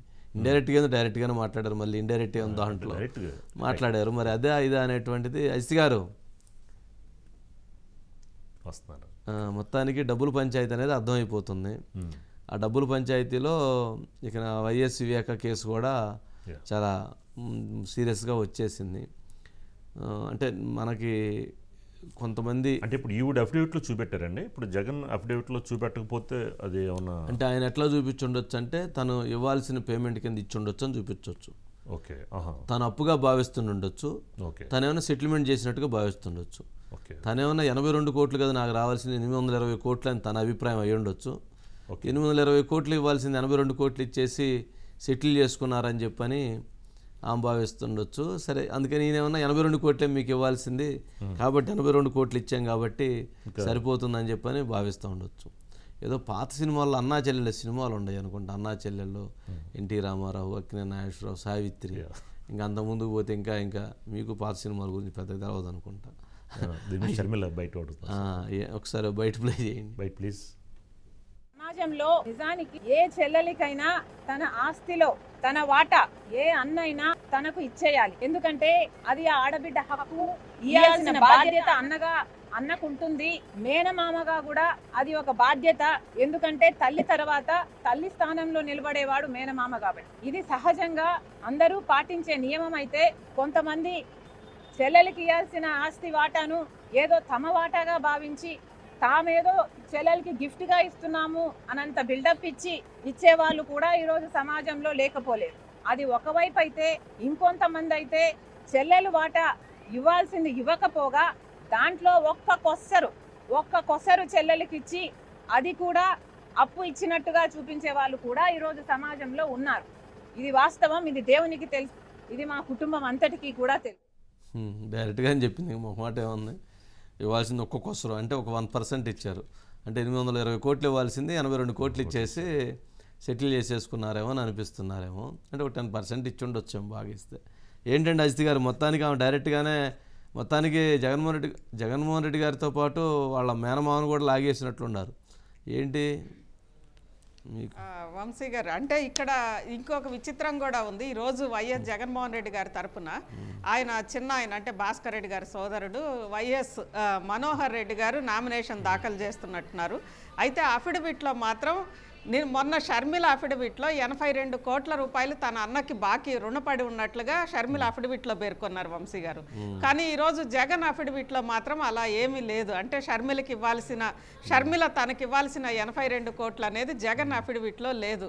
మరి రెండు మ్యాచ్ కాకపోతే అది ఎలా? అంటే అయితే షర్మిల అఫిడవిట్ అన్నా తప్పు ఉండాలి, లేదంటే వైఎస్ జగన్మోహన్ రెడ్డి గారు షర్మిల నుంచి డబ్బులు రావాల్సి ఉన్నప్పటికీ, లేదా షర్మిలకి ఇచ్చిన డబ్బులు ఆయన చూపించలేదు కాబట్టి ఈ అఫిడవిట్ అన్నా వివాదం అవుతుంది వంశీ గారు. మొత్తానికి ఈ రెండు అఫిడవిట్లలో ఏది కరెక్ట్ అని అనేది తేలాలి వంశీ గారు. దాంతోపాటు ఈరోజు షర్మిల నిన్న మాట్లాడింది దీనికి సంబంధించి. ఆమె వెంటనే చెప్పింది వంశీ గారు, దాదాపు 4 ఏళ్ల నుంచి కూడా ఒక క్రిస్మస్ సమయంలోనే మనం చూసామంటే షర్మిల క్రిస్మస్కి అటెండ్ కాకపోవడము, ఆ సందర్భంగా కొంత విజయమ్మ అండ్ వైఎస్ జగన్మోహన్ రెడ్డి ఇద్దరు కూడా అంటి ముట్టనట్లు ఉండడము, అప్పుడే ఏదో వివాదం వచ్చింది, ఇడుపులపాయలో ఏదో గొడవ అయ్యింది అని చెప్పి అప్పుడే అన్నారు వంశీ గారు. ఇక అక్కడి నుంచి చూస్తే ఇప్పటికే అసలు విషయం బయటపడింది. అంటే న్యాయపరంగా, ఎందుకంటే మనకు అందులో ఆంధ్రప్రదేశ్లో 1983లోనే ఎన్టీఆర్ ఆడబిడ్డలకి సమానంగా ఆస్తి హక్కు తీసుకొచ్చారు. ఈరోజు దేశవ్యాప్తంగా కూడా అదే చట్టమైంది వంశీ గారు. కాబట్టి అందులో 83 తర్వాత పెళ్లిళ్ళు అయిన వాళ్ళే కదా, 94లో 2000లోనే ఎప్పుడో మ్యారేజెస్ అయి ఉంటాయి షర్మిలకు కానీ వీళ్ళందరూ. ఖచ్చితంగా ఆ చట్టం వర్తిస్తుంది. కాబట్టి న్యాయపరంగా లేదా చట్టపరంగా సగం వాటా కంపల్సరీ షర్మిలకి రావాలి. ఇది వైఎస్ నుంచి వారసత్వంగా తీసుకున్న వాటా. ఎందుకంటే వీళ్ళకి ఎక్కువ శాతం వారసత్వంగానో వైఎస్ హయాంలోనూ ఉంటుంది వంశీ గారు. ఎందుకంటే అప్పటికే ఉన్నాయి కదా చాలా భారతీయ సిమెంట్స్ కానీ, లేదంటే పవర్ ప్రాజెక్ట్స్ కానీ, వీటన్నిటినీ మించి రాజారెడ్డి తరం నుంచి వస్తున్న మైనింగ్స్ కానీ, ఇడుపులపై ఎస్టేట్స్ కానీ ఇవన్నీ ఉన్నాయి కాబట్టి చెరి సగం రావాల్సి ఉండింది. అందుకే చాలా షర్మిల గారు కొంతమంది ఉంటారు సోదరులు తమ చెల్లెళ్ళకి రావాల్సిన న్యాయపరమైన వాటాని కూడా, ఆస్తిలో రావాల్సిన వాటాని కూడా ఏదో కొసరిచ్చినట్లుగా ఇచ్చి దాన్ని కూడా అప్పుగా చూపించే వాళ్ళు ఉంటారు అని చెప్పి నిన్ననే చెప్పింది. అదేవిధంగా మేనమామ అంటే తల్లి తర్వాత తల్లి, అంటే తన కొడుక్కి కూడా ఏమి ఇవ్వలేదని, అంటే తన బిడ్డలకి కూడా ఏమి ఇవ్వలేదని అనేది ఒక మేనమామగా చెప్పుంటారు వంశీ గారు. అంటే మొత్తం మీద వైఎస్ జగన్మోహన్ రెడ్డి గారు ఆస్తిలో షర్మిలకి వాటా ఇవ్వలేదు అని అనేది ఇక్కడ సుస్పష్టం. వివాదం, అక్కడి నుంచే వాళ్ళ మధ్య విభేదాలు వచ్చినాయి అనేది ఇక్కడ కనిపిస్తోంది. ఆ అన్నా చెల్లెళ్ళ మధ్య వచ్చిన ఆస్తి వివాదము, అదే విధంగా ఆస్తి వివాదమే రాజకీయ పోరాటంగా టర్న్ అయిందా అనేది ఇక్కడ కనిపిస్తోంది వంశీ గారు. ఓకే అండి సురేష్ అజిత్ గారు. రైట్, సురేష్ గారిని తీసుకున్నాం దీని మీద. మరి విజయమ్మ గారు, మరి విజయలక్ష్మి గారు, ఏంది మీకెందుకు అంత బాధ? మరి ఇప్పుడు బాధ భరాయించలేక బాధపడుతున్నారు కాదండి, ఆమె బాధ భరాయించలేకనే ఈ సమస్య మధ్య, యుద్ధాల మధ్య ఆమె అమెరికా వెళ్ళి అమెరికాలో పిల్లలతో చక్కగా ఫోటోలు దిగి పెడతా ఉన్నారు. ఎందుకు మరలా పాపం మీరు ఆమెను తీసుకొస్తారు? పిల్లల బాధ్యత ఉంది. ఇప్పుడు కొడుకేనో మాట చెప్పాలి, బాబు అమ్మాయి వాట అమ్మాయికి అని. కొడుకు వినలేదు. అమ్మాయికి ఏమన్నా అమ్మాయికి వదిలేసి నీ పని నువ్వు చేసుకొని చెప్పాలి. అమ్మాయి వినలేదు. ఏం చేయాలి ఇద్దరి మధ్య? అందుకని ఇద్దరిని గెలవాలని ఆశీర్వదించి వెళ్ళిపోయిందాం. ఇప్పుడు ఏం చేయాలి? ఇద్దరిని గెలవాలని ఆశీర్వదించినప్పుడు మరి ఎవరిని గెలిపించాలనేది ఇప్పుడు ఆ భగవంతుడు నిర్ణయం తీసుకోవాలి. ఇద్దరిని గెలిపించడం సాధ్యం కాదు కదా. ఎవరో ఒకరు గెలవాలి, ఒకరు ఓడిపోవాలి. మరి అది పరిస్థితి పాపం. ఇద్దరు గెలవాలంటే ఈవిడ కడప ఎంపీ కింద గెలవమని ఆశీర్వదించుండొచ్చు, పులివెందుల నుంచి జగన్ గెలవాలని ఆశీర్వదించవచ్చు. అట్లా కాదుగా, వైఎస్ఆర్ పార్టీ గెలవాలి, కాంగ్రెస్ పార్టీ గెలవాలని. అంటే కడప ఎంపీగా అంటే కూతుర్ని గెలవమని ఆశీర్వదిస్తున్నారేమో. అంటే అంతవరకు చేస్తే చాలు అనుకున్నారా?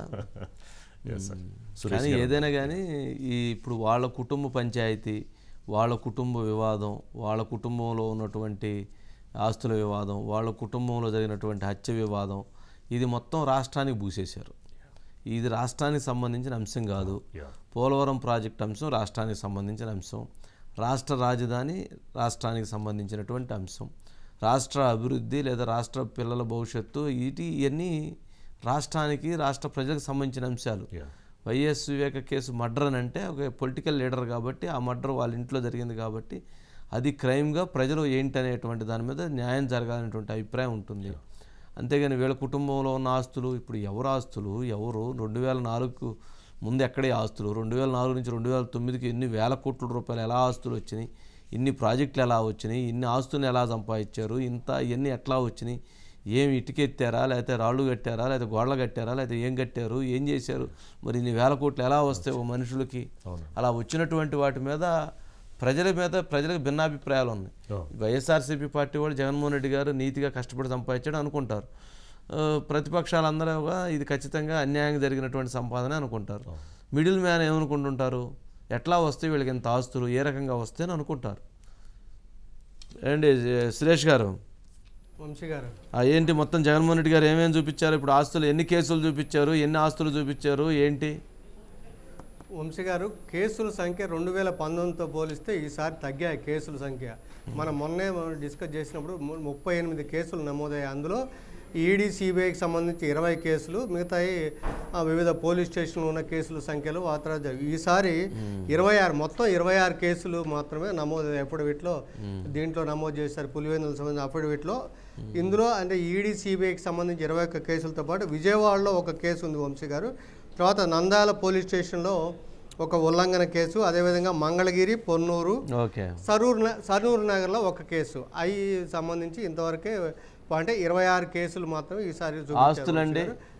ఇక ఆస్తుల పరంగా చూపిస్తే మన సీఎం జగన్మోహన్ రెడ్డి గారు తన పేరు మీద చరాస్తుల రూపంలో 483 కోట్ల రూపాయలు ఉన్నట్లుగా చూపించారు వంశీ గారు. భారతీ రెడ్డి గారి పేరు మీద 119 కోట్ల రూపాయలు చరాస్తులు, ఇద్దరి మీద కలిపితే 602 కోట్ల రూపాయలు చరాస్తులు అంటే మూవబుల్ అసెట్స్ కింద చూపించారు. పిల్లలిద్దరి పేరు మీద మరొక 48 కోట్ల రూపాయలు మూవబుల్ అసెట్స్ కింద చూపించారు. మొత్తం మీద 650 కోట్ల రూపాయలు మూవబుల్ అసెట్స్ అనేది సీఎం జగన్మోహన్ రెడ్డి గారు. తర్వాత ఇమ్మూవబుల్ అసెట్స్ అంటే ఇళ్ళు కానీ లేకపోతే వ్యవసాయ భూములు, వీటి అందరికి సంబంధించి కమర్షియల్ బిల్డింగ్స్, వాటికి అన్నిటికి సంబంధించి సీఎం జగన్మోహన్ రెడ్డి గారి పేరు మీద 46,78,00,000 చూపించారు. ఆ రకంగా చూసుకుంటే 529 కోట్ల రూపాయలు సీఎం గారి ఆస్తి కింద మొత్తం, అంటే మూవబుల్ ఇమూవబుల్ రెండు కలిపితే. అదేవిధంగా భారతీ రెడ్డి గారి పేరు మీద 56 కోట్లు చూపించారు మన స్థిరాస్తులు, 176 కోట్లు. అయితే వంశీ గారు ఇందులో చెప్పాల్సింది ఏంటంటే, మనం మీకు చెప్పినట్టుగా మనకి నిన్న షర్మిల గారు చెప్పారు 82 కోట్ల 38 లక్షల వరకు అప్పిచ్చారు నాకు వైఎస్ జగన్మోహన్ రెడ్డి గారు అని చెప్పారు. ఈ అఫిడవిట్లు ఎక్కడ కూడా ఆ అంశం మెన్షన్ చేయలేదు. కానీ భారతీ గారు కూడా 19 లక్షలు అప్పిచ్చారన్నారు, అది కూడా చూపించలేదా? 19,58,00,000 రూపాయలు 19,58,000 భారతిరెడ్డి గారు తీసుకున్నట్టుగా చూపించారు. దాని వివరణ కూడా ఇచ్చారు. ఎందుకు అని చెప్పి యాక్చువల్గా ఆస్తుల వాటా ఇవ్వాలి, కొసరు కింద ఇచ్చి కూడా అది కూడా అప్పు కింద చూపించారు. అయితే ఈ అఫిడవిట్లో సీఎం గారు ఎక్కడ కూడా జగన్మోహన్ రెడ్డి గారు చూపలేదు. కానీ లోన్స్ ఎనీ ఇండివిజువల్స్ అంటే కొంతమంది చూపించారు. టెనెట్ మెడ్కార్ప్ అనే ఒక 34 లక్షలు, అనీష్ లక్కీ హెల్త్ అని చెప్పి రెయిన్బో అని ఇలా ఇండివిజువల్స్ పేరు మీద మొత్తం మీద 1,10,00,000. ఇప్పుడు 82 కోట్ల రూపాయలు ఏం చూపించారు షర్మిల గారి? అసలు ఆ ప్రస్తావన లేదు. మరి ఆమె అప్పు ఇచ్చినట్టు చూపించారు. మరి ఈయన అప్పు ఇచ్చినట్టు వీళ్ళిద్దరు ఎక్కడో మరి రేపు ఎన్నికల కమిషన్ ఈ 82 కోట్ల విషయంలో మరి ఈయన తప్పుడు లెక్కలు చూపించారని జగన్మోహన్ రెడ్డి గారిని అనాలి, లేదా షర్మిల తప్పుడు లెక్కలు చూపించారని అనాలి. అలాంటప్పుడు ఇద్దరే డిస్క్వాలిఫై అవ్వాలి కదా. ఇప్పుడు వాస్తవం చూపించాలి కదా. మరి డబ్బులు ఎక్కడి నుంచి? మరి 82 కోట్ల రూపాయల మధ్యలో ఏమైనా అయిపోయినాయి? మీకు మాకు ఏమైనా వచ్చినాయి? ఎవరు రాలేదు కదా మధ్యలో. వాళ్ళే ఆమె ఇచ్చినట్టుగా ఆయన చెబుతున్నారు. ఆయన ఇచ్చినట్టుగా మరి చూపించాలి. లేదు నేను షేర్ నాలో వాటాలో భాగంగా ఇచ్చానని చెప్పి చూపించాలి. అలా చూపించకపోతే ఆ 82 కోట్లు ఎవరు ఇచ్చినట్లు, ఎవరు తీసుకున్నట్టు, ఎవరికి వెళ్ళినట్లు? సరే, ఇందులో అప్పు తన పేరు మీద అప్పు 1,10,00,000, అయితే భార్య పేరు మీద 7,41,00,000 రూపాయలు అప్పు ఉన్నట్టుగా చూపించారు. చూద్దాం సురేష్ గారు, ఒకసారి స్టడీ చేయండి దాన్ని కూడా. ఒకసారి చంద్రబాబు నాయుడు గారు శృంగవరపు కోట నుంచి ఎస్కోట్ నుంచి మాట్లాడుతున్నారు. అది ఒకసారి లైవ్ చూద్దాం. తర్వాత 9 గంటలకు మళ్ళీ సీఎం రమేష్ గారితో ఇంటర్వ్యూ చూద్దాం. ఒకసారి చంద్రబాబు నాయుడు గారు చంద్రబాబు నాయుడు గారిది శృంగవరపు కోట ప్రజాగలం యాత్రలో మాట్లాడుతున్నారు. ఇప్పుడు లైవ్ చూద్దాం. పవన్ కళ్యాణ్ గారు పోయినప్పుడు రాళ్లేస్తారు, కర్రలతో దాడి చేస్తారు. అడిగితే ప్రజాస్వామ్యం, స్వేచ్ఛ ఉంది, నిరసన తెలియజేసి చెప్తారా మీరు? గులకరాయి వస్తే ఇది హత్యా ప్రయత్నం అని చెప్పే నీచ సంస్కృతితో మీరు ముందుకు పోయే పరిస్థితికి వచ్చారు. అందుకే ఎవరన్నా నమ్ముతున్నారా తమ్ముళ్ళు అని మిమ్మల్ని అడుగుతున్నా. ఈరోజు ఈయన చెప్పేది మీ బిడ్డని. ఈయన వచ్చిన తర్వాత మనం చూస్తే ఒక్కసారి ఆలోచించండి. 2019లో వస్తానే ఏం చెప్పాడు? వ్యవసాయాన్ని బాగు చేస్తానని చెప్పాడా లేదా? చేశాడా అంటున్నా మిమ్మల్ని. ఈ క్యాన్సర్ బిడ్డ వల్ల, ఈ క్యాన్సర్ గడ్డ వల్ల వ్యవసాయం చచ్చిపోయింది. ఈరోజు రైతులు ఆత్మహత్యలు చేసుకునే పరిస్థితి వచ్చారు. రైతులందరూ కూడా నిర్వీర్యమైపోయారు, అప్పుల పాలైపోయే పరిస్థితి వచ్చారని చెప్పి నేను మీకు తెలియజేస్తున్నా. ఇంకో పక్క ఇక్కడే రిషికొండ ఉంది. ఏం తమ్ముళ్ళు, రిషికొండను బోడిగుండు కొట్టించేశారా లేదా అని మిమ్మల్ని అడుగుతున్నా. మీకిచ్చింది 1 సెంటు భూమి. ఆయన 500 కోట్ల రూపాయలు ఖర్చు పెట్టి విలాసవంతమైన ప్యాలెస్ కట్టుకున్నాడు. ఎవడబ్బా సొమ్మని అడుగుతున్నా. మీ నాన్న జాగీరా ఇది? మీ తాత ముత్తాతనిచ్చారా? పన్నులు కట్టింది మీరవునా కాదా? పేదవాళ్ళ డబ్బులు అవునా కాదా? నీకు ఒక విలాసవంతమైన భవనం కావాలనా? ప్యాలెస్లు కావాలనా? హైదరాబాద్ లో ఒక ప్యాలెస్, లోటస్ ప్యాలెస్ ఉంది, బెంగళూరులో ఉంది, ఇడుపులపాయలో ఉంది, పులివెందల్లో ఉంది, చెన్నైలో ఉంది. ఇక్కడ ఒక ప్యాలెస్ కట్టుకుంటాడు. దానికి కూడా పర్యావరణాన్ని పూర్తిగా దెబ్బతీసి, రిషికొండ అంటే విశాఖపట్నానికి వన్ని తెచ్చే కొండది, ఋషులు తపస్సు చేసిన కొండ. అక్కడ ప్యాలెస్ కట్టుకొని మనలందరినీ ఎగతాళి చేసే పరిస్థితికి వచ్చాడు. ఈ క్యాన్సర్ గడ్డ వచ్చినాకే ప్రశాంతమైన విశాఖపట్నం ఎక్కడికక్కడ అశాంతికి పాలయ్యింది. నేను అడుగుతున్నా, ఈ క్యాన్సర్ గడ్డ వచ్చినాక 200 రూపాయలు కరెంటు నేను ఉన్నప్పుడు అవునా కాదా అని మిమ్మల్ని అడుగుతున్నా. ఇప్పుడు ఎంత తమ్ముళ్ళు అని మిమ్మల్ని అడుగుతున్నా. 1000 రూపాయలు అయిందా లేదా అమ్మా అడుగుతున్నా. అంటే ఒక కరెంటు 200 రూపాయలు 1000 రూపాయలు అయిపోయింది. అంటే నేను కరెంటు ఛార్జీలు పెంచానా అని మిమ్మల్ని అడుగుతున్నా.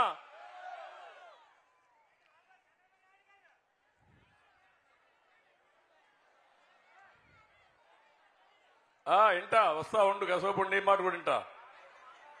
నేను చెప్పింది ఇందాక నువ్వు అడుగుదు. మైక్ ఇస్తాను రా, నీకు ఇస్తాను తమ్ముడు, మైక్ కూడా ఇస్తా. ఇంకో పక్క మీరు చూస్తే ఈ క్యాన్సర్ గడ్డ వచ్చినాక తమ్ముళ్ళు 60 రూపాయల మద్యం ఎంతైంది తమ్ముళ్ళు అని మిమ్మల్ని అడుగుతున్నా. ఇప్పుడు 60 రూపాయల మద్యం 200 రూపాయలు అయిందా లేదా? దీనివల్ల నాసిరకం వచ్చిందా లేదా?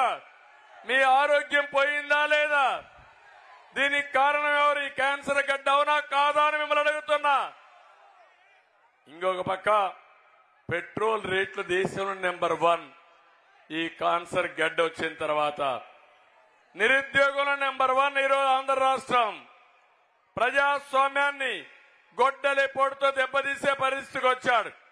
ఇలాంటి చెప్పుకుంటూ పోతే ఈ రాష్ట్రాన్ని పూర్తిగా నాశనం చేశాడు. అందుకే ఈరోజు నేను ఒకటే మిమ్మల్ని అందరినీ కోరుతున్నా. నిన్న మొన్న నేను ఒక మాట అన్నాను. విపరీతంగా ఇష్టానుసారంగా మాట్లాడితే ఇతను ఒక బచ్చా అన్నాను. ఇతను బచ్చా కాదు, నేనే పొరపాటు పడ్డాను. నేను బచ్చా అన్నాను కానీ ఆయన కూడా బాధపడుతున్నాడు. నువ్వు బచ్చా కాదు, నువ్వు బందిపోటువి. ఈ రాష్ట్రాన్ని దోచుకోవడానికి వచ్చినటువంటి బందిపోటని మరొకసారి మీ అందరికీ విజ్ఞప్తి చేస్తున్నా. ఏం తమ్ముళ్ళు, వాళ్ళ నాన్న ముఖ్యమంత్రిగా ఉంటే 1,00,000 కోట్ల రూపాయలు దోచేశాడా లేదా అని అడుగుతున్నా. 43,000 కోట్ల రూపాయల అవినీతి జరిగిందని సాక్ష్యాలతో ఈడీ గాని సిబిఐ కేసు పెట్టారా లేదని మిమ్మల్ని అడుగుతున్నా. ఇంకో పక్కన ముఖ్యమంత్రి అయిన తర్వాత ఇసుక, ఒకప్పుడు లారీ ఇసుక ఎంత తమ్ముళ్ళు? 5,000. ఇప్పుడు ఎంత తమ్ముళ్ళు? ఒకప్పుడు లారీ ఇసుక 5,000, ఇప్పుడు లారీ ఇసుక 50,000. ఎవడికి పోతా ఉంది 45,000 మిమ్మల్ని అడుగుతున్నా. ఇది పెద్ద కుంభకోణం అవునా కాదా అని మిమ్మల్ని అడుగుతున్నా. ఇంకో పక్క మద్యంలో పెద్ద కుంభకోణం.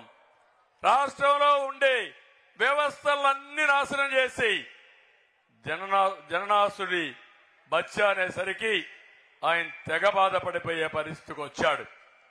ఇది కాకుండా నేను ఒకటే మీ అందరికి విజ్ఞప్తి చేస్తున్నాను. ఈ రాష్ట్రాన్ని కాపాడుకోవాలి. అందుకే మీరందరూ చూస్తే నేను గాని, పవన్ కళ్యాణ్ గారు గాని, బీజేపీ గాని మేమందరం కూడా కలిశామంటే మా కోసరం కాదు, ఈ రాష్ట్రం కోసరం, ఈ రాష్ట్ర ప్రజానీకం కోసం, అదే మాదిరిగా మీ అందరి కోసం అని చెప్పి ఒకసారి తెలియజేస్తున్నా. ఈరోజు పవన్ కళ్యాణ్ గారు ఒకే మాట చెప్పారు. మొదటి నుంచి 3-4 సంవత్సరాల నుంచి వైఎస్ఆర్ కాంగ్రెస్ పార్టీ వ్యతిరేక ఓటు చీలడానికి వీలు లేదని మొట్టమొదటిసారి చెప్పిన వ్యక్తి పవన్ కళ్యాణ్ గారు అని చెప్పి నేను మీకు తెలియజేస్తున్నా.